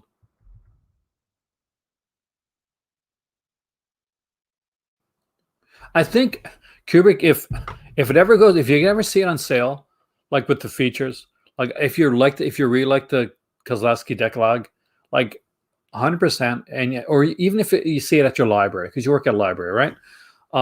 If you ever see the Arrow edition there, check it out because there's so many like films that he made, like films for television and stuff, and that are that's on the Arrow Decalogue set that I really think you would enjoy.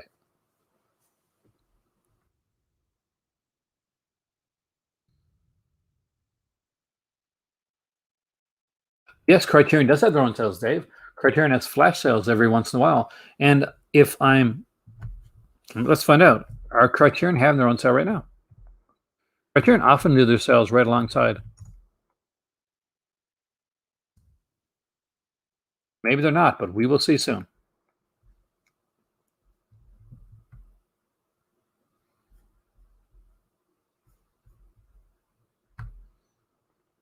Sometimes they do.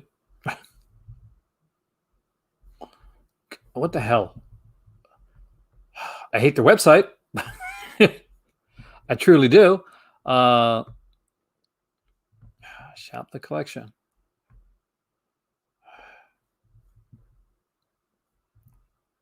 Let's go to new releases. Let's pick, I don't know, let's choose The Furies. Beautiful, fantastic Anthony Mann film. Keep an eye out. They do have sales. There's a sale on Unobstructed View in Canada. I'm not a big on that company, so I don't buy from them really. But Flash has February and October. Don't they ever have? I thought like once they had the sale going on the same time that the Barnes and Noble sale did. Maybe I just envisioned that in my dream. God, there's so much good stuff here. Like obviously, there's a lot of great like Bergman stuff, but just buy the Bergman set. I like really. Are Scanners 2 and 3 direct sequels? So well, I'll put it to you this way, man, Dave. You don't have to see Scanners to understand Scanners 2 and 3, um, because they're really their own beasts. Like watching Scanners 2 and 3 before Scanners Cop, I get that. But and I do think Scanners is a good movie. It's worth having for Michael Ironside's performance alone in the film. But yeah, you don't have to watch Scanners to understand what's going on in Scanners 2 and 3. It does help though. It's pretty much. I think Stanwyck. Houston is amazing, but I think Stanwyck just does it. Quad trilogy again. I totally agree with Kubrick on that one. We don't agree on everything, but we agree on that one. I like the Quad trilogy. You ain't ever going to see me buying Salo from one of these sales. I saw that once, and that was enough.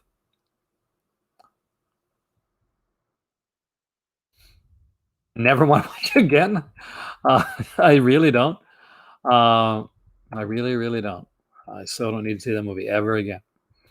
The Jimbos and Horo, but I'd wait because there's been rumors. There's rumors for a while. Oh, it was. I don't want to talk about it, Mandroid. Like, look it up. But Unobstructed View, they got really like cringy on their on their. You got like personal and kind of weirdly political and stuff like that, which you don't do. I don't do it on my channel. I don't think as a company it's a good thing, but they did it on their like on their what do you call it? Their email that they sent out.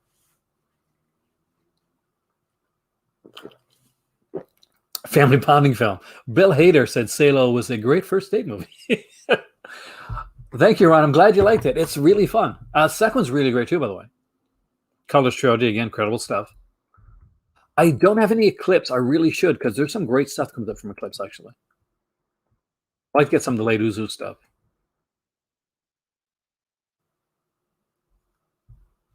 I still remember Bill Hader's like Criterion Closet. If you haven't watched Bill Hader's Criterion Closet visit, you got to watch it. It's so good. Samurai Trilogy. I got the original edition of this one, actually, the old DVD case of that one. It's actually not bad. I got to update it. It's a good film. Pierre Ito. I'm probably butchering the name, but really, really like this. This is a nice set, actually, really kind of fun set. And if you haven't checked it out, I strongly recommend it. If you got the It Gets My Wife and I in the Mood, you've seen it then.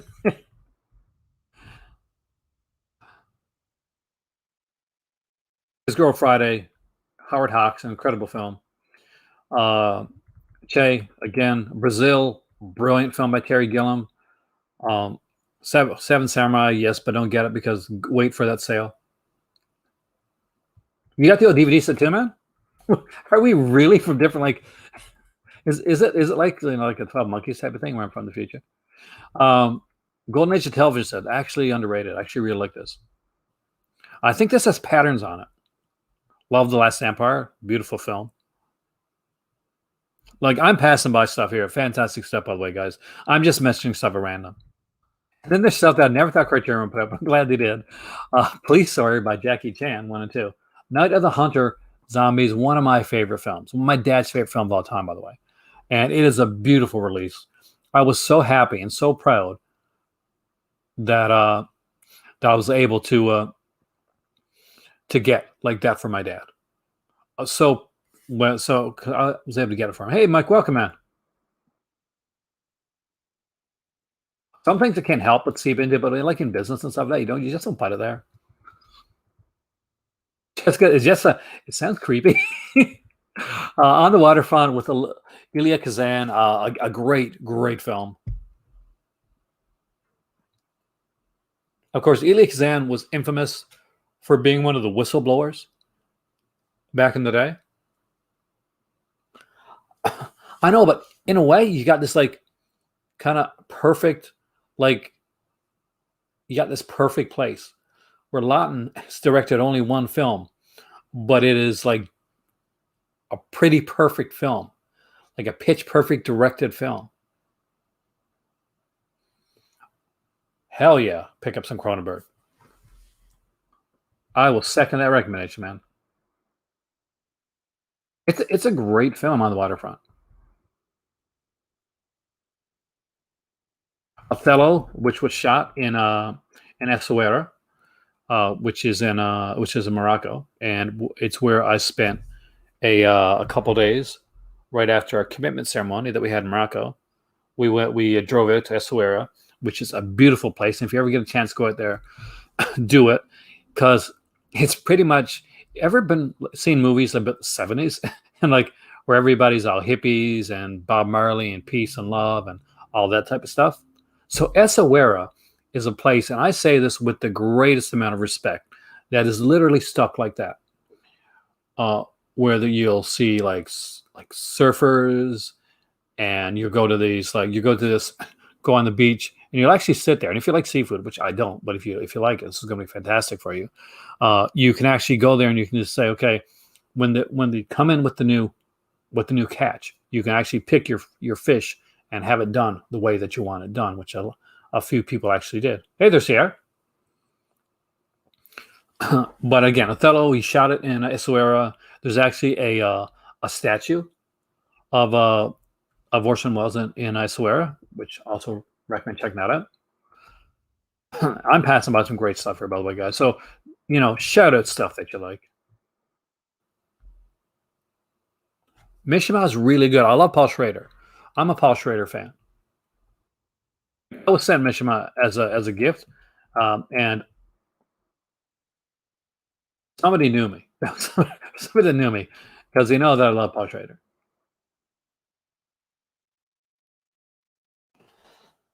And a bunch of clips here.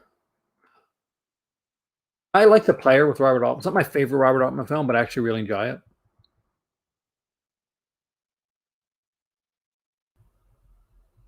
It's a fantastic release. It's beautiful, CR. I really like For All Mankind. I know not everybody really enjoyed it. Hey there, Cam. Well, one of these days, hopefully in the near future, you get me and Michael were on a Master Chaos stream together, but we'll get on a stream together. We'll do something. We'll collab. I'll be on his channel. He'll be on mine. We'll do we'll do a crossover. McCabe and Miss Miller is a fun film. I really like that.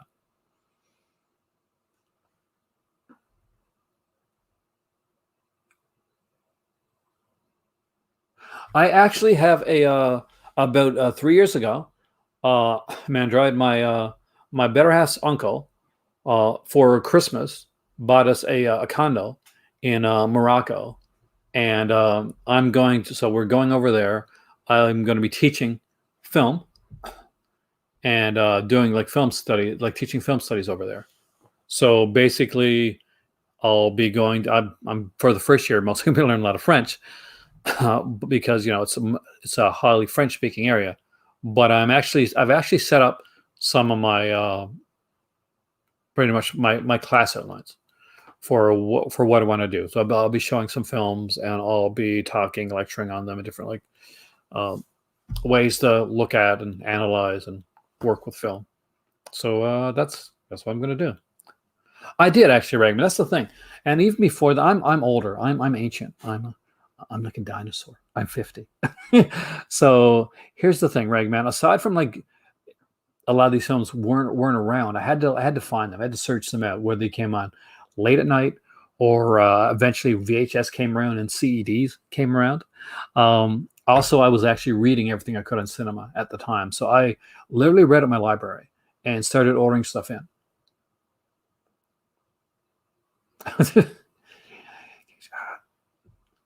It isn't bad. I mean, like, yeah, cat people, man.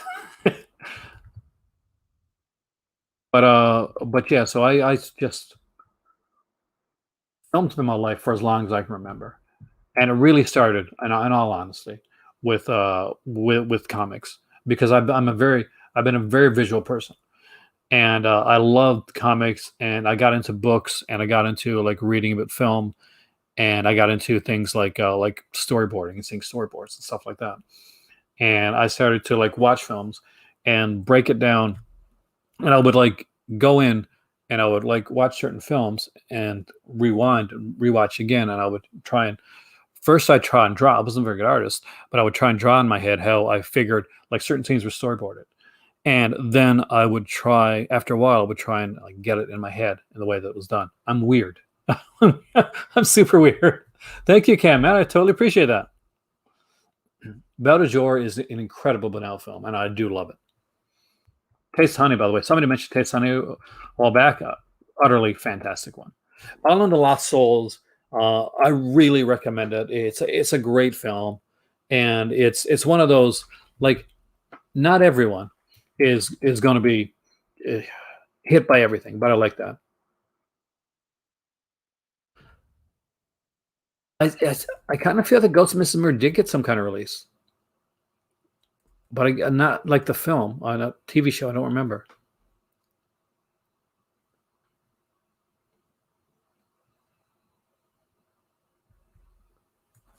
Catherine Deneuve is this. We love Catherine Deneuve here in this house. There's like she's my better half, of course, is from Morocco, right? So she and a lot of the films that they got over there was from France. Of Angry Men, again, it's a classic. We've seen like the trope used so many times now that it almost seems like satirical. But the original 12 Angry Men, yeah, it's so well done. Fear and Loathing in Las Vegas is another film that I insanely love. I went to journalism school early on, and one of my that's one of my idols right there. Uh, but yeah, I was a bit of a weird. I was a bit of a weird. I was an awkward kid. I was not. I was never cool. I was awkward. But college was just one of those amazing times for me. Doctor Strange. That was an incredible film. Sid and Nancy, Alex Cox. I love Alex Cox's work, and I still think that he does so. Welsh Travelers is incredible. That he does stuff that is still like some people don't like some of his newer stuff, but I still think he's subversive, and I really enjoy what he did. One of the very first films that a studio reached out for me to review was an Alex Cox film, and it was so different and unique, and I really loved it.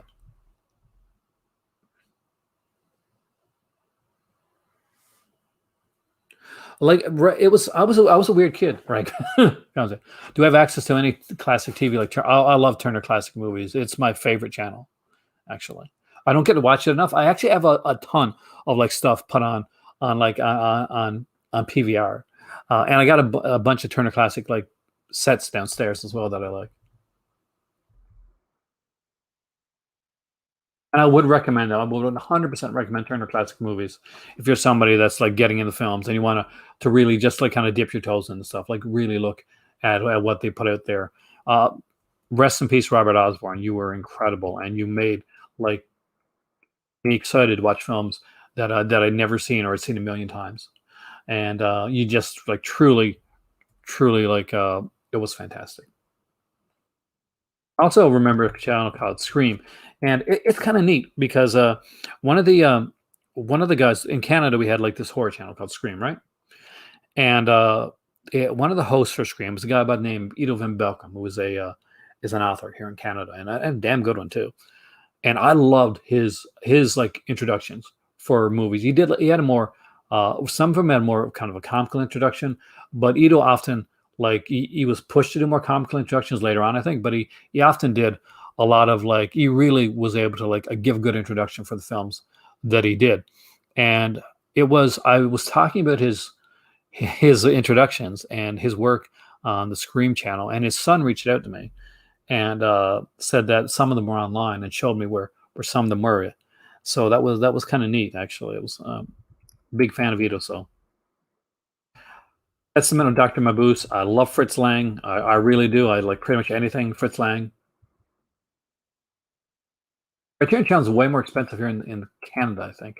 So $100 for you is going to be more expensive for me here, unfortunately.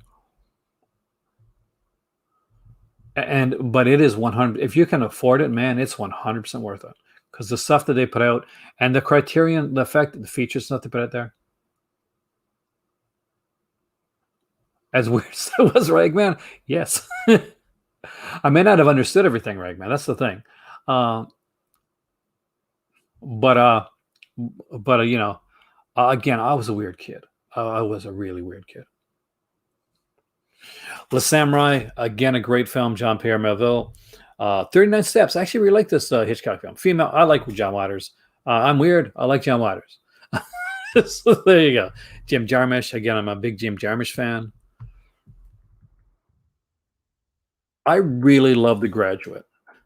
I think The Graduate is one of the most heartbreaking films uh, because it is not like The Graduate does not have a happy ending. Like people think, wow, that's like super like what a happy ending. No, he goes in and he get well, spoiler alert, gets the girl type thing.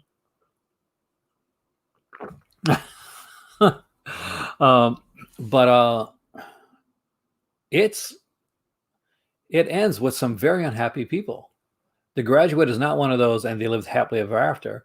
It we get to see a little bit of the ever after, and it's not happy, but it's a brilliant film.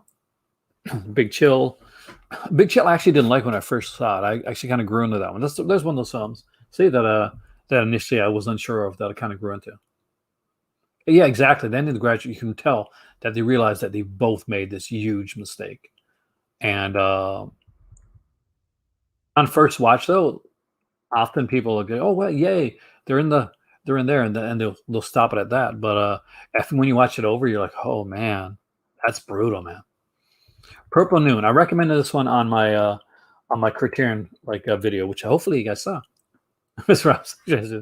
uh, Purple Noon is really good. This is the original version of Talented Mr. Ripley, guys, and for me, the superior version of the Talented Mr. Ripley. So if you've never seen this one, it is really good. A great role and a great performance from Elaine Delon, who of course was perfect for this film.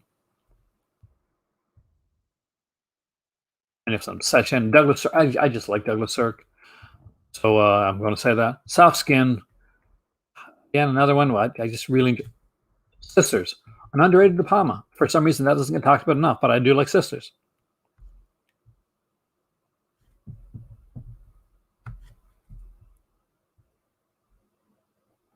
Yeah, we got more Jarmusch here. 400 Blows, I like. I mean, I go back and forth on whether I love it or I like it, but 400 Blows is definitely an interesting film. Lady Vanishes. It's so much fun, and it has actually a kind of a sequel film. There's these two guys in Lady Vanishes that are always talking. What's the type of cricket? Is it cricket, guys? Um, so they're always talking about it anyway. So to get their own film. So these like offshoot characters, these like kind of character actors that are just kind of colorful in the film, they get their own movie, so, which really cool. Definitely Giallo Jason. Well, there was this young YouTuber. She's grown now, but she was she's so like I guess she was. I couldn't say. I'm not sure how young she was at the time, but cartoon was her thing, right? And not only was it her thing, she knew her movies really well, and I was very like the future of cinema is in good hands. Rumblefish again. I saw this one in the theater. I really love Rumblefish. Actually, um,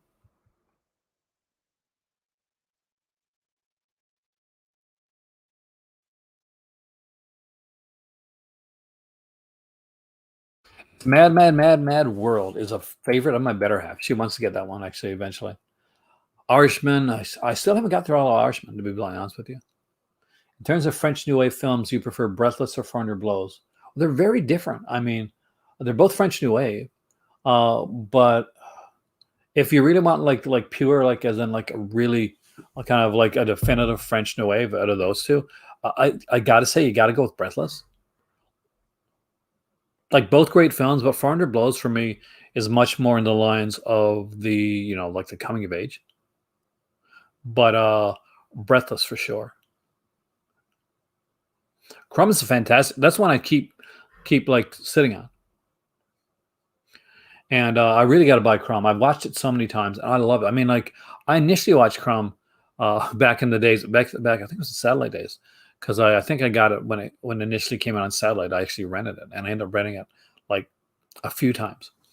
I'm utterly fascinated with the film. And I used to own a copy of it at one point, but I no longer do. Shallow Grave's another one, which I think is such a fun movie. But Danny Boyle, for me, it's one of Danny Boyle's best films.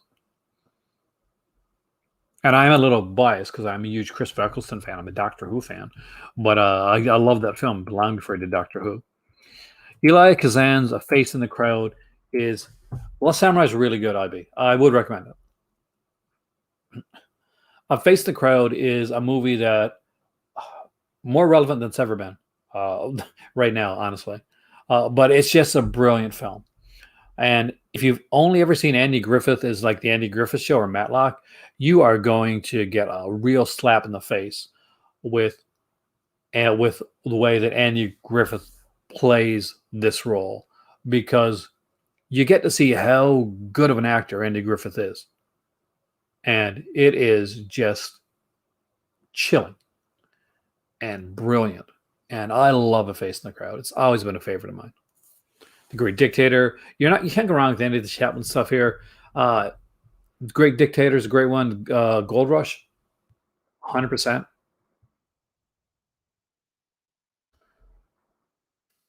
Hit again, another really cool film by Stephen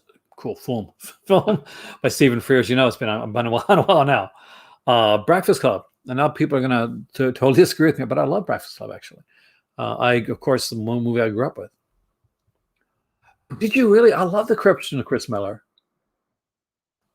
Limelight's your favorite? That I've never heard anybody say Limelight's their favorite Chaplin. I actually find it really interesting.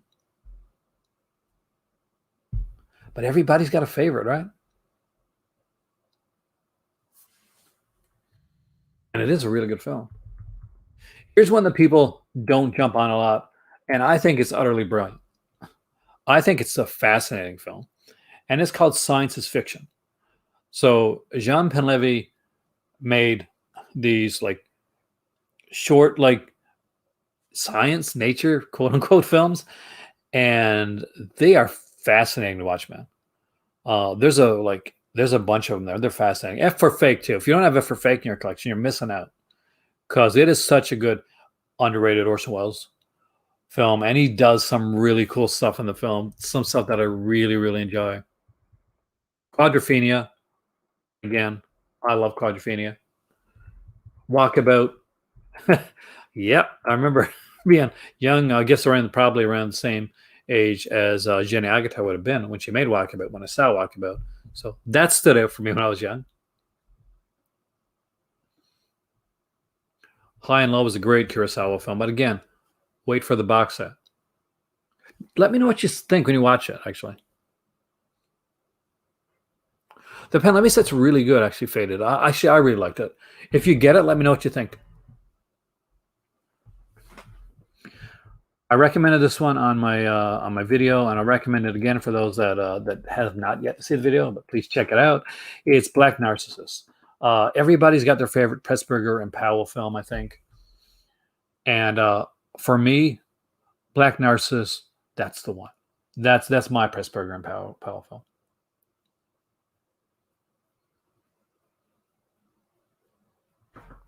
Not everybody is. I mean, like certain genres of films just are not going to be for everybody, and that's fine. Did you like the Rob Zombie films? I'll be bluntly honest with you, Cats. Not a huge fan of the Rob Zombie Halloween films, but I get it with people that are. Everybody's got a film that's their favorite. Black Narcissus, it's a beautiful film. It's so well acted too, and it is so. In a way, it's so tragic. A Matter of Life or Death is great. Life Death of Colonel Blimp is fantastic. Oh, Black Narcissus is one of the really sensitive. Bottle Rocket's really good, actually, Michael. I think that a lot of people, Michael, when they get into Criterion, uh, like initially, especially nowadays. There's like Wes Anderson tends to be one of the those that you grab early on. You start grabbing like some of the big directors. You start grabbing like the Kurosawa stuff, but you start grabbing like Wes Anderson. It's almost a given. If you go and rewatch somebody that's just started buying Criterion, then there's Wes Anderson in that. Like, oh, like they'll show their Criterion Hall. So I picked up this movie and I picked up this movie and I got Fabulous Mr. Fox. And I'm not saying anything about it because I own those films because I enjoy them. But it just seems to be something that they go for. Straw Dogs is a brutal film, hard watch, but I love it. Sam Peckinpah, a bit of a hard director, man, but I really enjoyed Straw Dogs.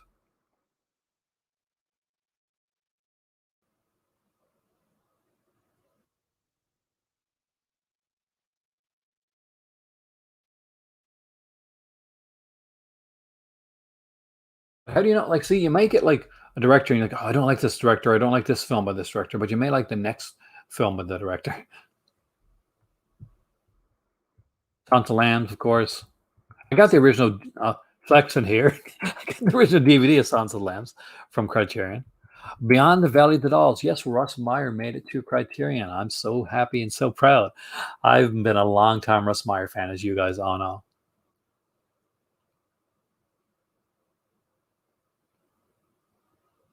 Oh, you saw documentaries of exploitation. Were they on Exploitation TV?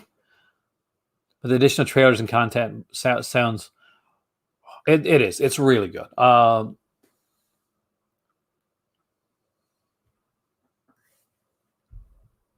Somebody did do a remake of Straw Dogs, and I have yet to watch it. Best thing, Roger Ebert. Roger Ebert was a fantastic writer. Here's the thing: Cisco said it the best. Cisco said, "I'm a better reviewer. Roger's a better writer." Roger's an incredible writer, actually. Like even if you don't agree with him, his movie reviews were written so well. What does I want to hold your hand? So actually, a fairly decent film. It is a late stream in ready. I'm going old school tonight.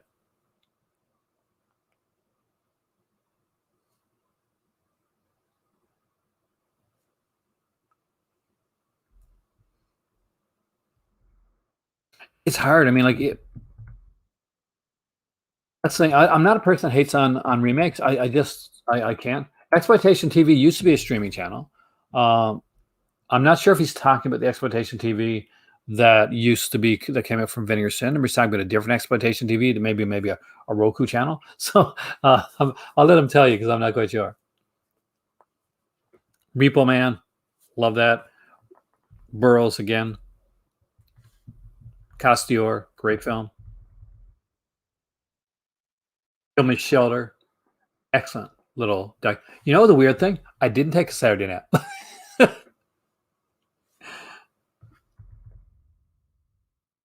But I was filming some videos for I was pre-taping some stuff, so there's stuff coming up. There's a new one coming up on called a comic one coming up for the Patreon channel actually, that I did earlier on today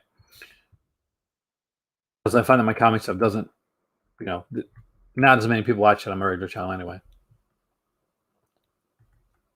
I don't know what my favorite Tarkovsky is. Soccer's pretty. Yeah, probably Solaris. Life's a Dog again. I love that film. Kiss Me Deadly, Robert Aldrich. If you don't own Kiss Me Deadly, you really should. I'm glad you liked it, Jeremy. Seconds is a favorite film of mine, and it does have this weird type of like Twilight Zone feel to it, doesn't it? Uh, and it's just so, yeah. There's a perfection in Seconds that I really love. Hey there, Dustin. Welcome, man. Kiss Me Deadly, yeah. Zombies, 100%. One of my favorite films. I loved it since I first saw it when I was a kid, and it's just such a brilliant movie. And the features on Kiss Me Deadly are incredible as well. It's okay, man. We went through like all the Arrow stuff before this. Darjeeling Limited, 100%. I think it's one of Wes Anderson's most underrated films, actually. Cocteau, Beauty and the Beast, gorgeous, gorgeous film.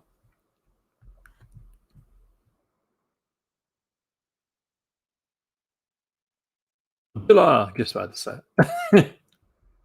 And yep, Dead Man. I used to have that. I didn't have the Criterion one, but I used to have an early edition of that. You can't stand. I love Darjeeling. So it's my better half actually. It's one that we actually agreed on. We don't always agree on everything, but it's one that we did agree on. And we're loving Loki, man. Hey there, Mike. Welcome. Better late than never, right? Thief of Baghdad. I dig that, man. Dig the hell out of that. A Man Escape. I like Robert Bresson a lot. So right there. As you guys know, Picnic and Hanging Rock. Peter Weir.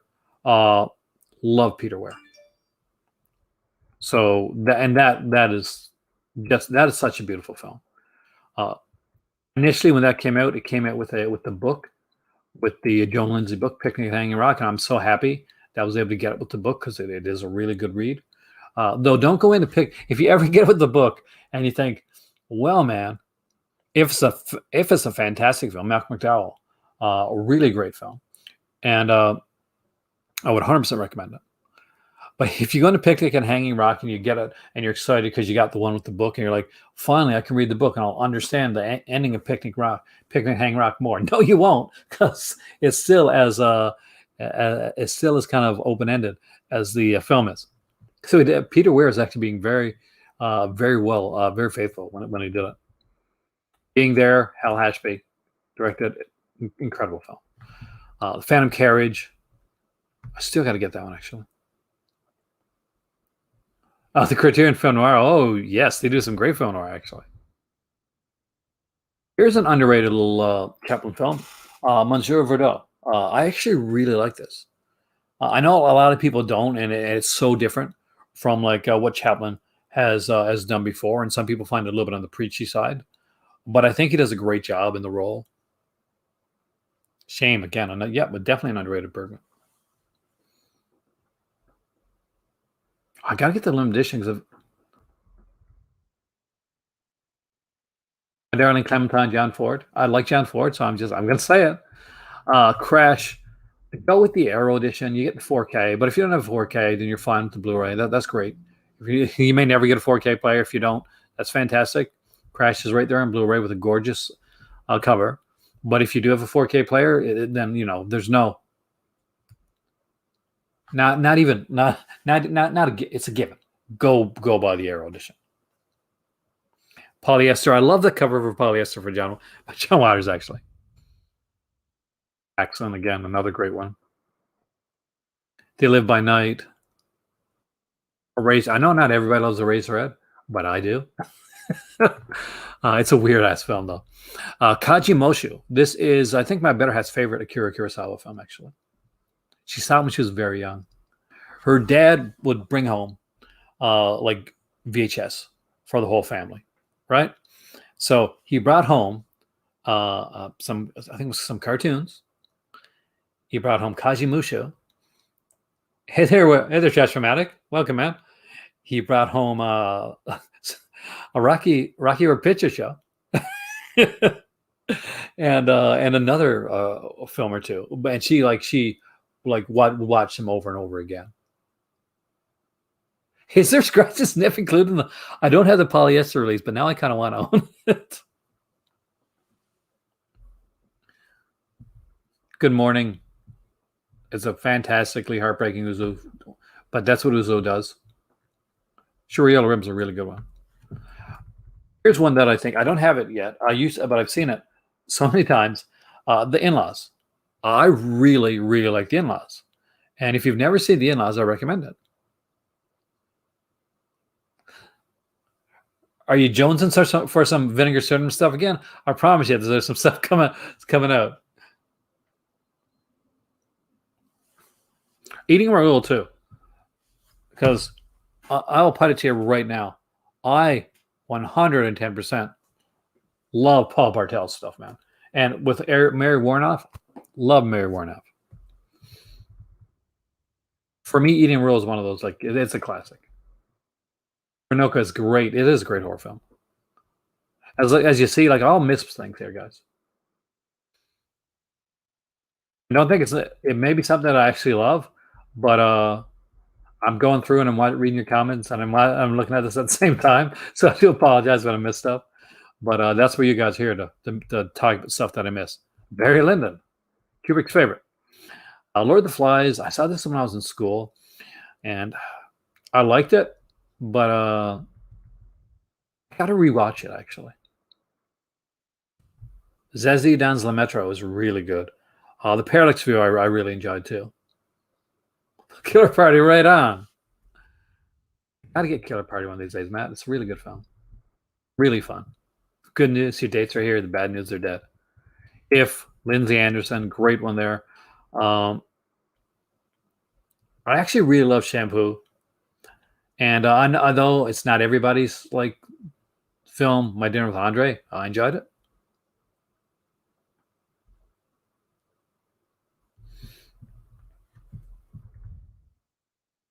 Stagecoach is a really good John Ford film. There's Beauty and the Beast. That's your cocktail right there. I really got to rewatch for the lighting alone in Barry because they use natural lighting through Barry Lyndon. And the first time I saw Barry Lyndon, I was bored to tears, and that's the blunt, honest truth of it. Uh, but I haven't given it a shot in years. So maybe we both need to give. Maybe you need to give My Dinner with Andre a shot again. It's been years since I've seen it, and I gotta give my Barry Lyndon a shot again because I've only ever seen it once. I actually adored Blue is the Warmest Color. Initially, for like many people, it was pretty sexy, Mike.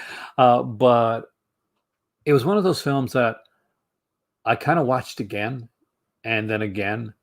And at first I go, oh, that's really sexy. But as I started to watch it, I started to really get into it. I really got into the stories and the characters. And I really did love Blue is the Warmest Color. It's such an underrated film. Touches Anne.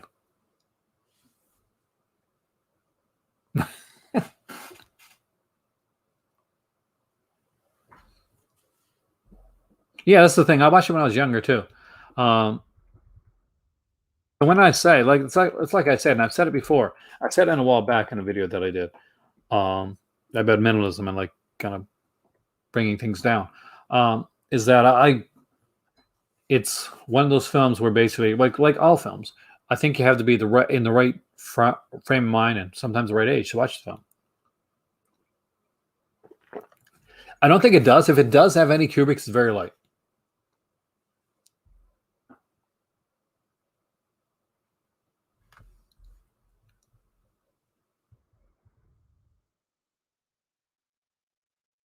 Clute, again, I highly recommend Clute. Very easy to watch and kind of very Lolita-esque sort of Bergman film in a way. Summer with Monica, really good.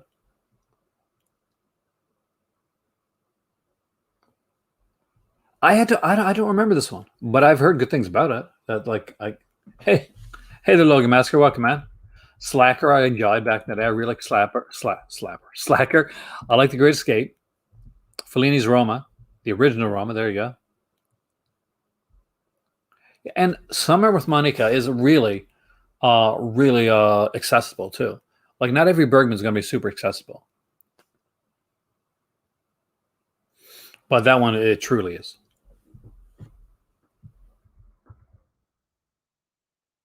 Wise Blood Blu-ray. The Innocents, such a beautiful, sad, wonderful film that can be taken a couple ways, and I really enjoyed it. Well, happy Fourth of July to you. I just realized it's Fourth of July. I'm from Canada, but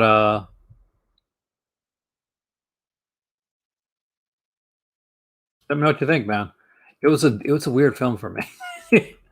Clue is a great film, like fantastic. I totally agree with you. In Blue Line, again, there's something I think everybody should see. Sullivan's Travels by Preston Sturges, highly underrated film. Uh, it's hard to think of Summer with Monica's I guess I can see like it's not an exploitation film, but I understand what they went with. Um, definitely Sullivan's Travels. It's just brilliant film. The Game. I love the game. As much as I didn't like Alien 3, I love the game. Not this year we didn't look. But yeah, we do some years. Red River is a great Howard Hawks film. I got the one with the book, uh, which is fantastic. Dress to Kill, Brian De Palma.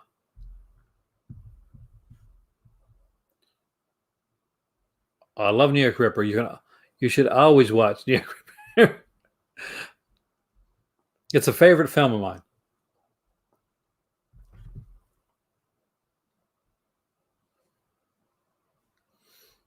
But yes, you should definitely watch it again.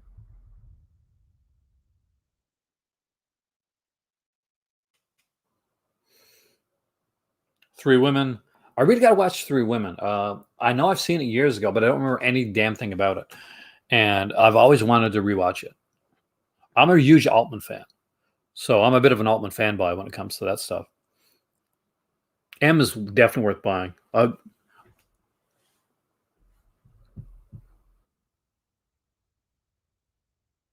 really like Election. I know people go back and forth on Election, but I actually thought it was really good. I thought I really thought Reese Witherspoon, like she just like Matthew Broderick's great, but Reese Witherspoon really gets it. It's a Scarface. It's actually not Scarface, man. I like some of the earlier De Palma stuff. I definitely, it's probably a chaos. Is probably Body Double, which I know it's not going to be anybody else's choice, but I just really like Body Double. I'm a huge fan of Deborah Shelton. I think she's absolutely one of the most beautiful women that ever lived. I think that it's well done. You gain cool points, cats. But I absolutely adore Body Double. You get Greg Henry in it. Was the film where you lived? That is amazing. Did you get to meet, like, did you ever get to see Reese Witherspoon? I was so, again, she's fantastic. Pick Up on South Street. Again, anything Fuller. Samuel Fuller, you should watch it. Fast Times at Ridgemont High. Yeah, actually, you know what? Pretty underrated. I actually love this film. And Kubrick's right. Funny Games. Brutal movie. Great movie. And you know what? The remake's not bad either. Helps it was done by the same director. Pick on South Street. Nice. It's Cat People. Jacques Tourneur, guys. You got to own some Jacques Tourneur. The Palm documentary is incredible. I actually love that one. I've watched it a couple times now.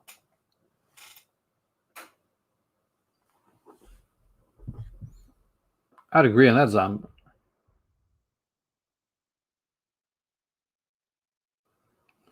And it's cool because Body Double just has it has such a weird, unique ending. It's a very De Palma ending, and it leaves so much up in the air, and I just love that.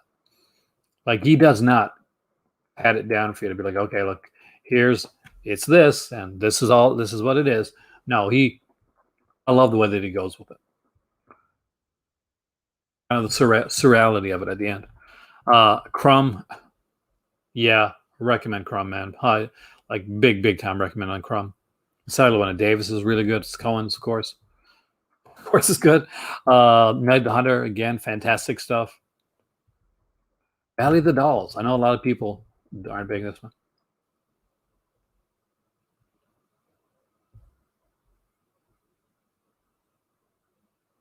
It is a great remake. 100%. You know another great remake? I'm gonna relax sequence. Do you know I love the song Relax when I was a kid, Faded. I had no idea what it was about. It was years later when I found out what Relax was actually about. I'm like, do you know what? Okay. Still an amazingly cool song. How could I not figure it out? So Night of the Living Dead. Fantastic, groundbreaking George Romero film. Remake of Night of the Living Dead. In some ways, don't kill me, guys. In some ways, kind of better. In some ways, kind of better. Like, for instance, the remake of Night of the Living Dead, the female lead, much better, much better character, much better characterization. Rude, great Cronenberg film. Highly recommend it. I think Day is my favorite. I know Don is like usually the favorite. Everybody goes with Don, but Day is my favorite. it is a really good one, man. Go back, watch the characterization that for the girl, way better. Like, be honest, man. Michael, she's, you know, Barbara's a pretty much a waste of space in the original film. She goes, she goes shell shocked, and that's pretty much it. But I do love the original. I love the original. It's just, and the person that made it, by the way, that made the film, Tom Savini, would totally 100% disagree with me. He was very frustrated with the film because he never got to make it the way that he wanted to. Antichrist. I'm not sure if it's a buy, but Lars von Trier, it's definitely a watch. It's an ouch. It's an ouch of a film. Von Trier's like that.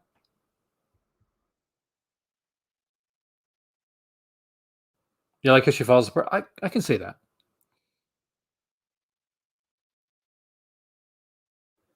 Have a great night there, Alan. He did hear me say it. I met Savani actually. I was in Montreal when they premiered his the movie on his the documentary on his life, which, by the way, does not look like what came up with Shutter. Was that Shutter actually had a different cut of it. The original cut I thought was actually a little bit better.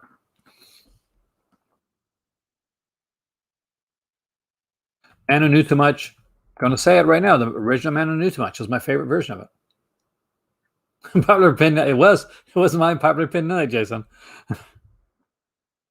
Oh, so unpopular. Swing Time. Again, I like Fred Astaire and Ginger Rogers. I think they do fantastic in that one. Blow Up by Michelangelo and Antonio. Who doesn't love that? Like, really? Uncle Buck. If only, Ryan, if they could get the really uncut version of Uncle Buck, which has all those extra, because there's a ton. There's a documentary on the YouTube. Ton cut of Uncle Buck, actually. No, I don't own Shutter anymore, man. So I have not yet seen Amusement Park. I watched Dr. Woofula's actually review of it. I'm actually a big fan of Dr. Woofula, and I really want to see it. I'm hoping they put it out eventually. I do like to buy Shutter releases to support the company. So if I go into a store and I'll see like a Shutter release, I'll kind of. He wasn't to me. He was actually really nice, Mike. And sometimes I think, one, the government to a lot of conventions, maybe you get a bad day. But and I'll honestly, like, we were there, and he was like pretty nice the entire time.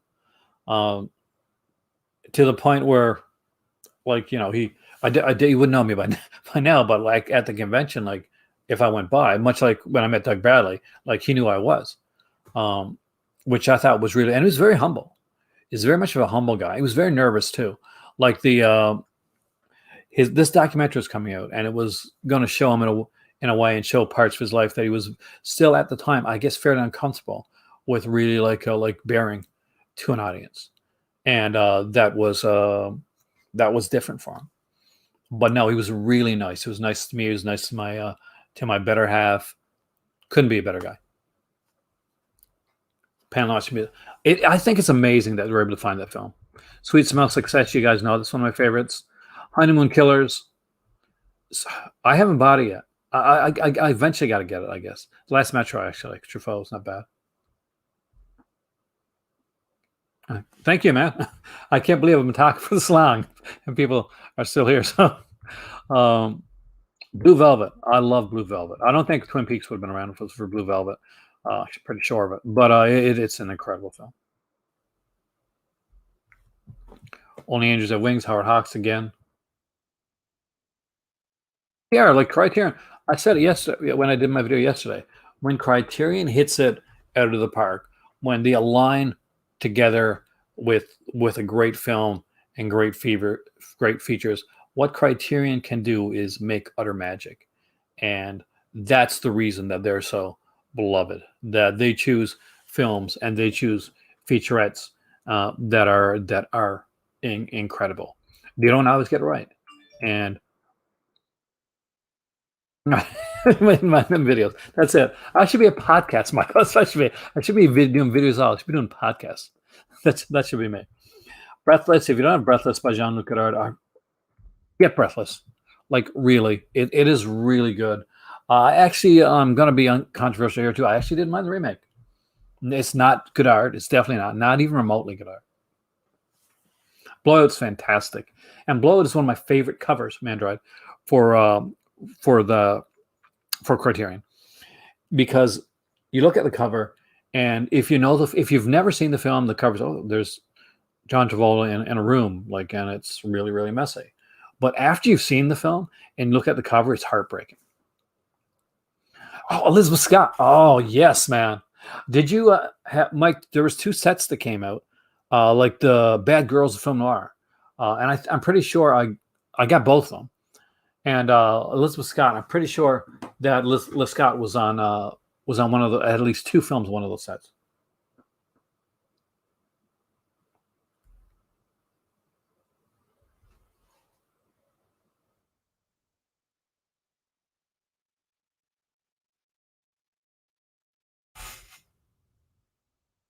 Grand Budapest Hotel. My better half is, again, that's a favorite of hers. Um, Mikey and Nikki, actually pretty good. Um, I love Peter Falk. I really do. He became so famous as Columbo that I think it eclipsed like the roles that other roles that he'd done, and he did so. And he was such a good actor. Like, just look at his work with Cassavetes, for instance.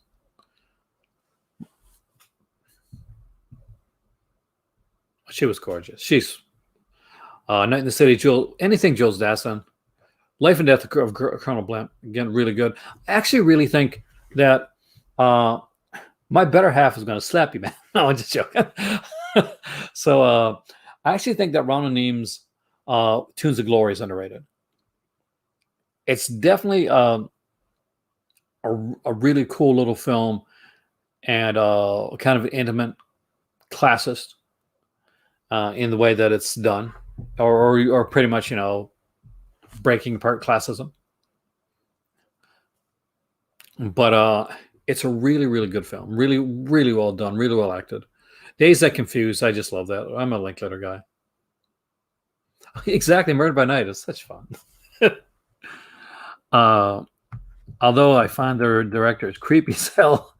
Repulsion, I actually really like that film. Brandon to Kill, there you go.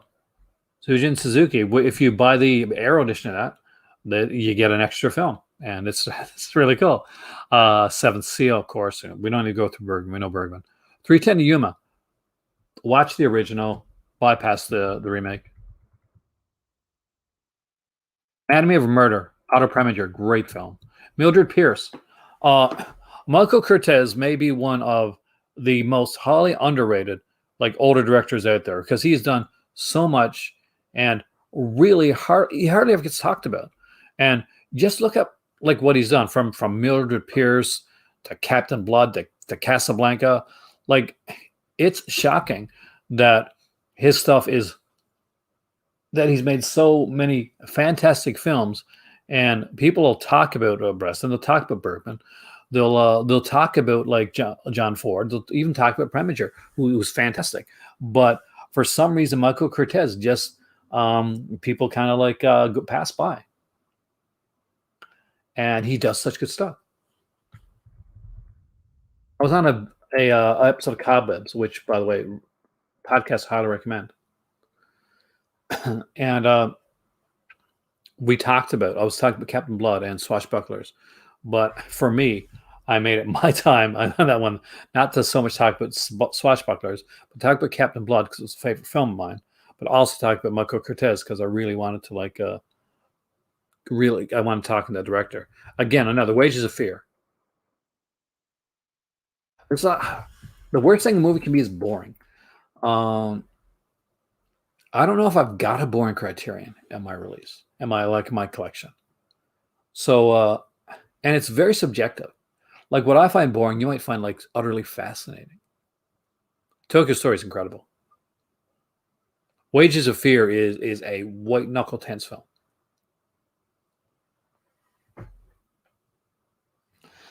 And I did like Sorcerer too. I did mind Sorcerer. Hollywood Eve, of course, Philadelphia Story, Brute Force. Again, Jules Dassin. You cannot go wrong with Jules Dassin, guys. If you if you see a Jules Dassin one, then you're and you haven't seen the movie and you wonder if it's good, yes, more than likely is, because just Dassin does such great stuff. Bicycle Thieves, bloody brilliant film. It's gonna be controversial, but I actually did like Bowling for Columbine, but I get why some people don't. Oh yeah, Brute Force is it is one of those guys. Really watch it. Thieves Highway. I watched that recently, actually, Dennis. Love that movie. Got the Arrow edition of that one. Fifi too. Aston just does such great work. Foreign Correspondent, 8.5. Federico Fellini. If you like movie, you gotta watch 8.5. It because it is so good, and I so relate. In so many weird ways, I relate to 8.5, and I just love the film. Oh yeah, like there's a few that you'd be surprised. Tootsie, which I thought was a really fun film, and I really loved it. I was really surprised that it was in the Criterion Collection. I'm glad it is though. House of Games. David Mamet, of course, directs this. Beautiful writer, great writer, and I think if I remember this correctly, it's Joe Mantegna in this one. And if it's a Joe Mantegna one, it is a bloody brilliant film. I'm somebody that's very interested in grifting and the art of the con stuff. I from reading stuff over the years, and House of Games is just amazing with that. Last Temptation, again, amazing Peter Gabriel score.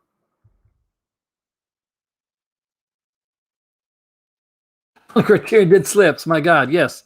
If they did Slips, man, they'd be such a better company. They would do everything. They do some Slips, Dennis. Right in Cell Block 11 is really good, actually. Don Siegel. Sen Arcade. You are a fan of his games.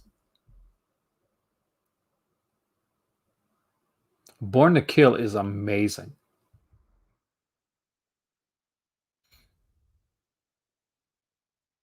Furies, Anthony Mann. I mentioned that one before. Pierre LaFaux. Again, I really like that film.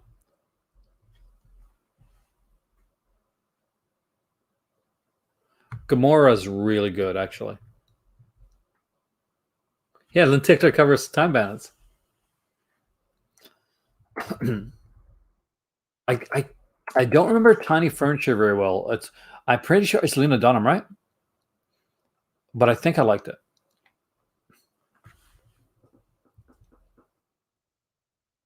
Lahane, yep, 100%.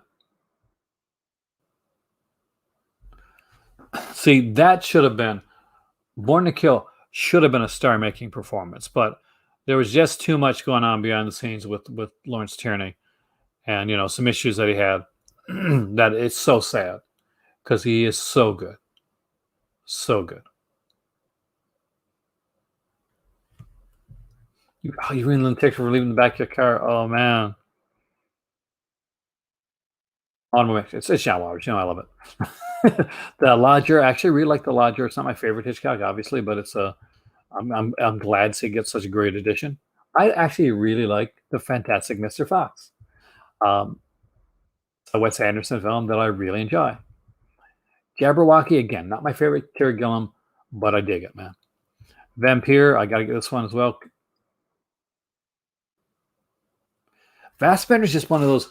It's such a good director, but he's such a challenging person.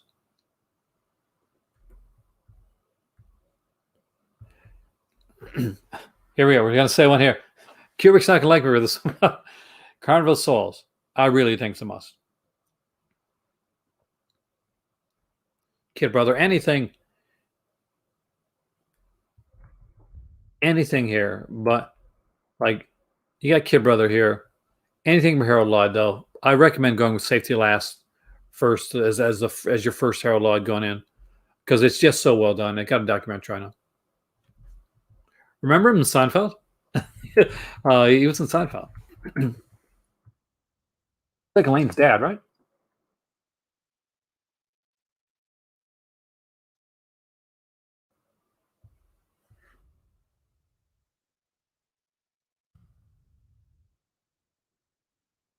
I'll go through a couple more pages, and guys, I gotta pass that after that. La Diabolique,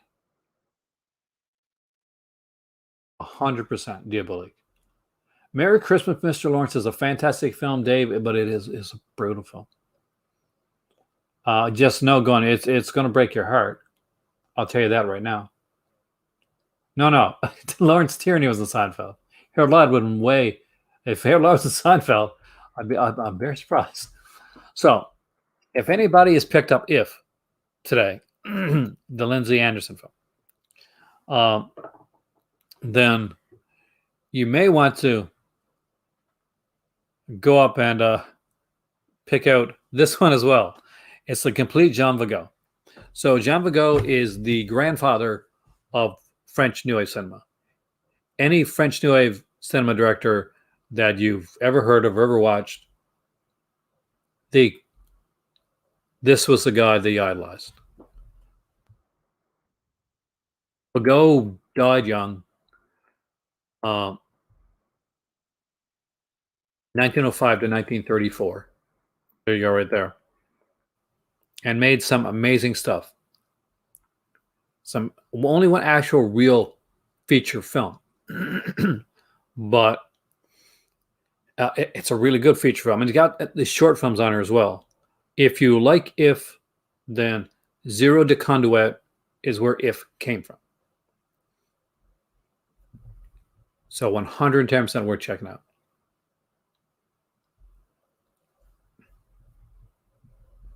This bug came in from the cold. 100% agree with Kubrick on that one. That is a great film. Detour, again. Love that. He was a bit of a drinker, Tierney was. And that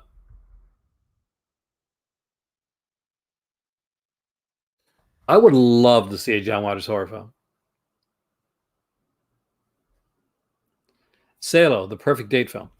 The Virgin Suicides by Sofia Coppola. I actually really like that film. Again, I know it's not for everybody, but I did like it. Rushmore, again, there's a Wes Anderson film I liked. Here's one I think that's going to fly under the radars of a lot of people.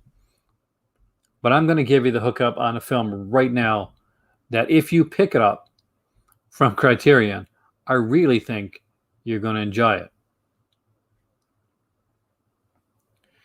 And it is Les Paysans. Les Paysans is a very dark. Oh, man, have a great evening, man. See you, man, Drive. Les Paysans is a great, dark comedy about a husband and wife that have lived together for years and have grown to hate each other. And really, I don't mean just hate each other a little bit. They would gladly, if they could get away with it, kill the other. There's a sequence with Michael Simon in this one here where he goes up to a liar and he talks about what his defense would be so that he could get off because he's murdered his wife. Now, when he goes to the liar, he hasn't murdered his wife, but he's thinking about maybe he should do it, and he wants to see his best way out because he really hates her. She doesn't like him anymore either. And it is a brilliant film that is wonderful from beginning to end. And if you have not seen it, I recommend that this would be something that you pick up during the sale. Those marriages, So then it's even better, John, because you'll get with such good humor. And Michael Simon is such a good actor. And the way that he portrays like this downtrodden husband who just more than anything else is if I could just kill her, if I could just kill her, to the point where he says, "That's it." He doesn't just go to a lawyer either. He goes to goes to a priest, talks about it there. So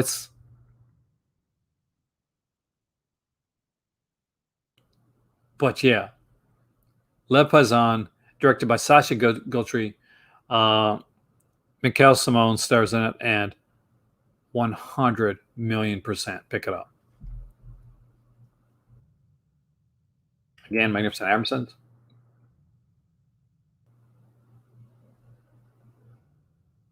Happened One Night.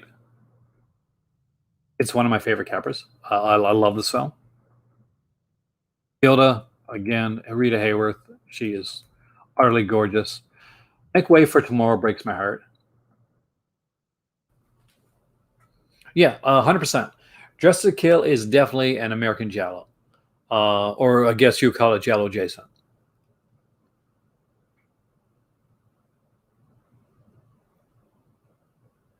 The killing is incredible, and it comes with Killer's Kiss too, which is fantastic. You get two films for the price of one this year.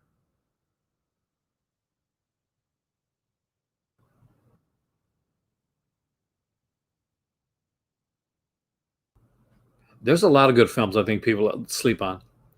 McCabe, Miss Miller. I think people are starting to grab on this one here. Modern Times, great film. Now another one I mentioned, and I'll say it again right now: To Be or Not to Be. That is the question. Now, Ernest Lubitsch's film starring Jack Benny and Carol Lombard in her final role.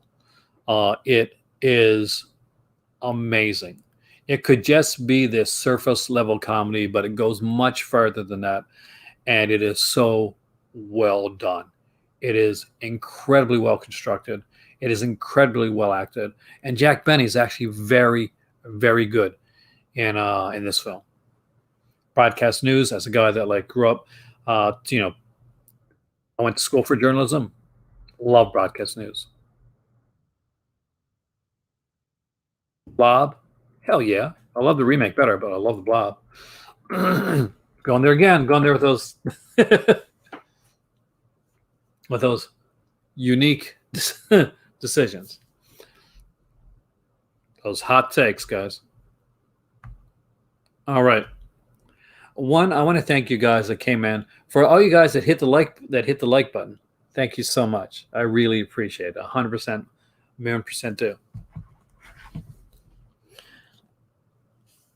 But I've been making videos since earlier on today, and I'm so glad I did this, because this has been an amazing time.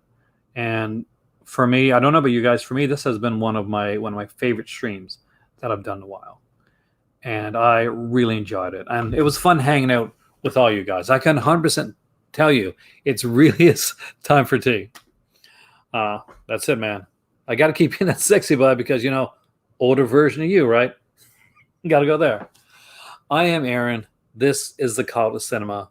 And as always, guys, there is always another movie.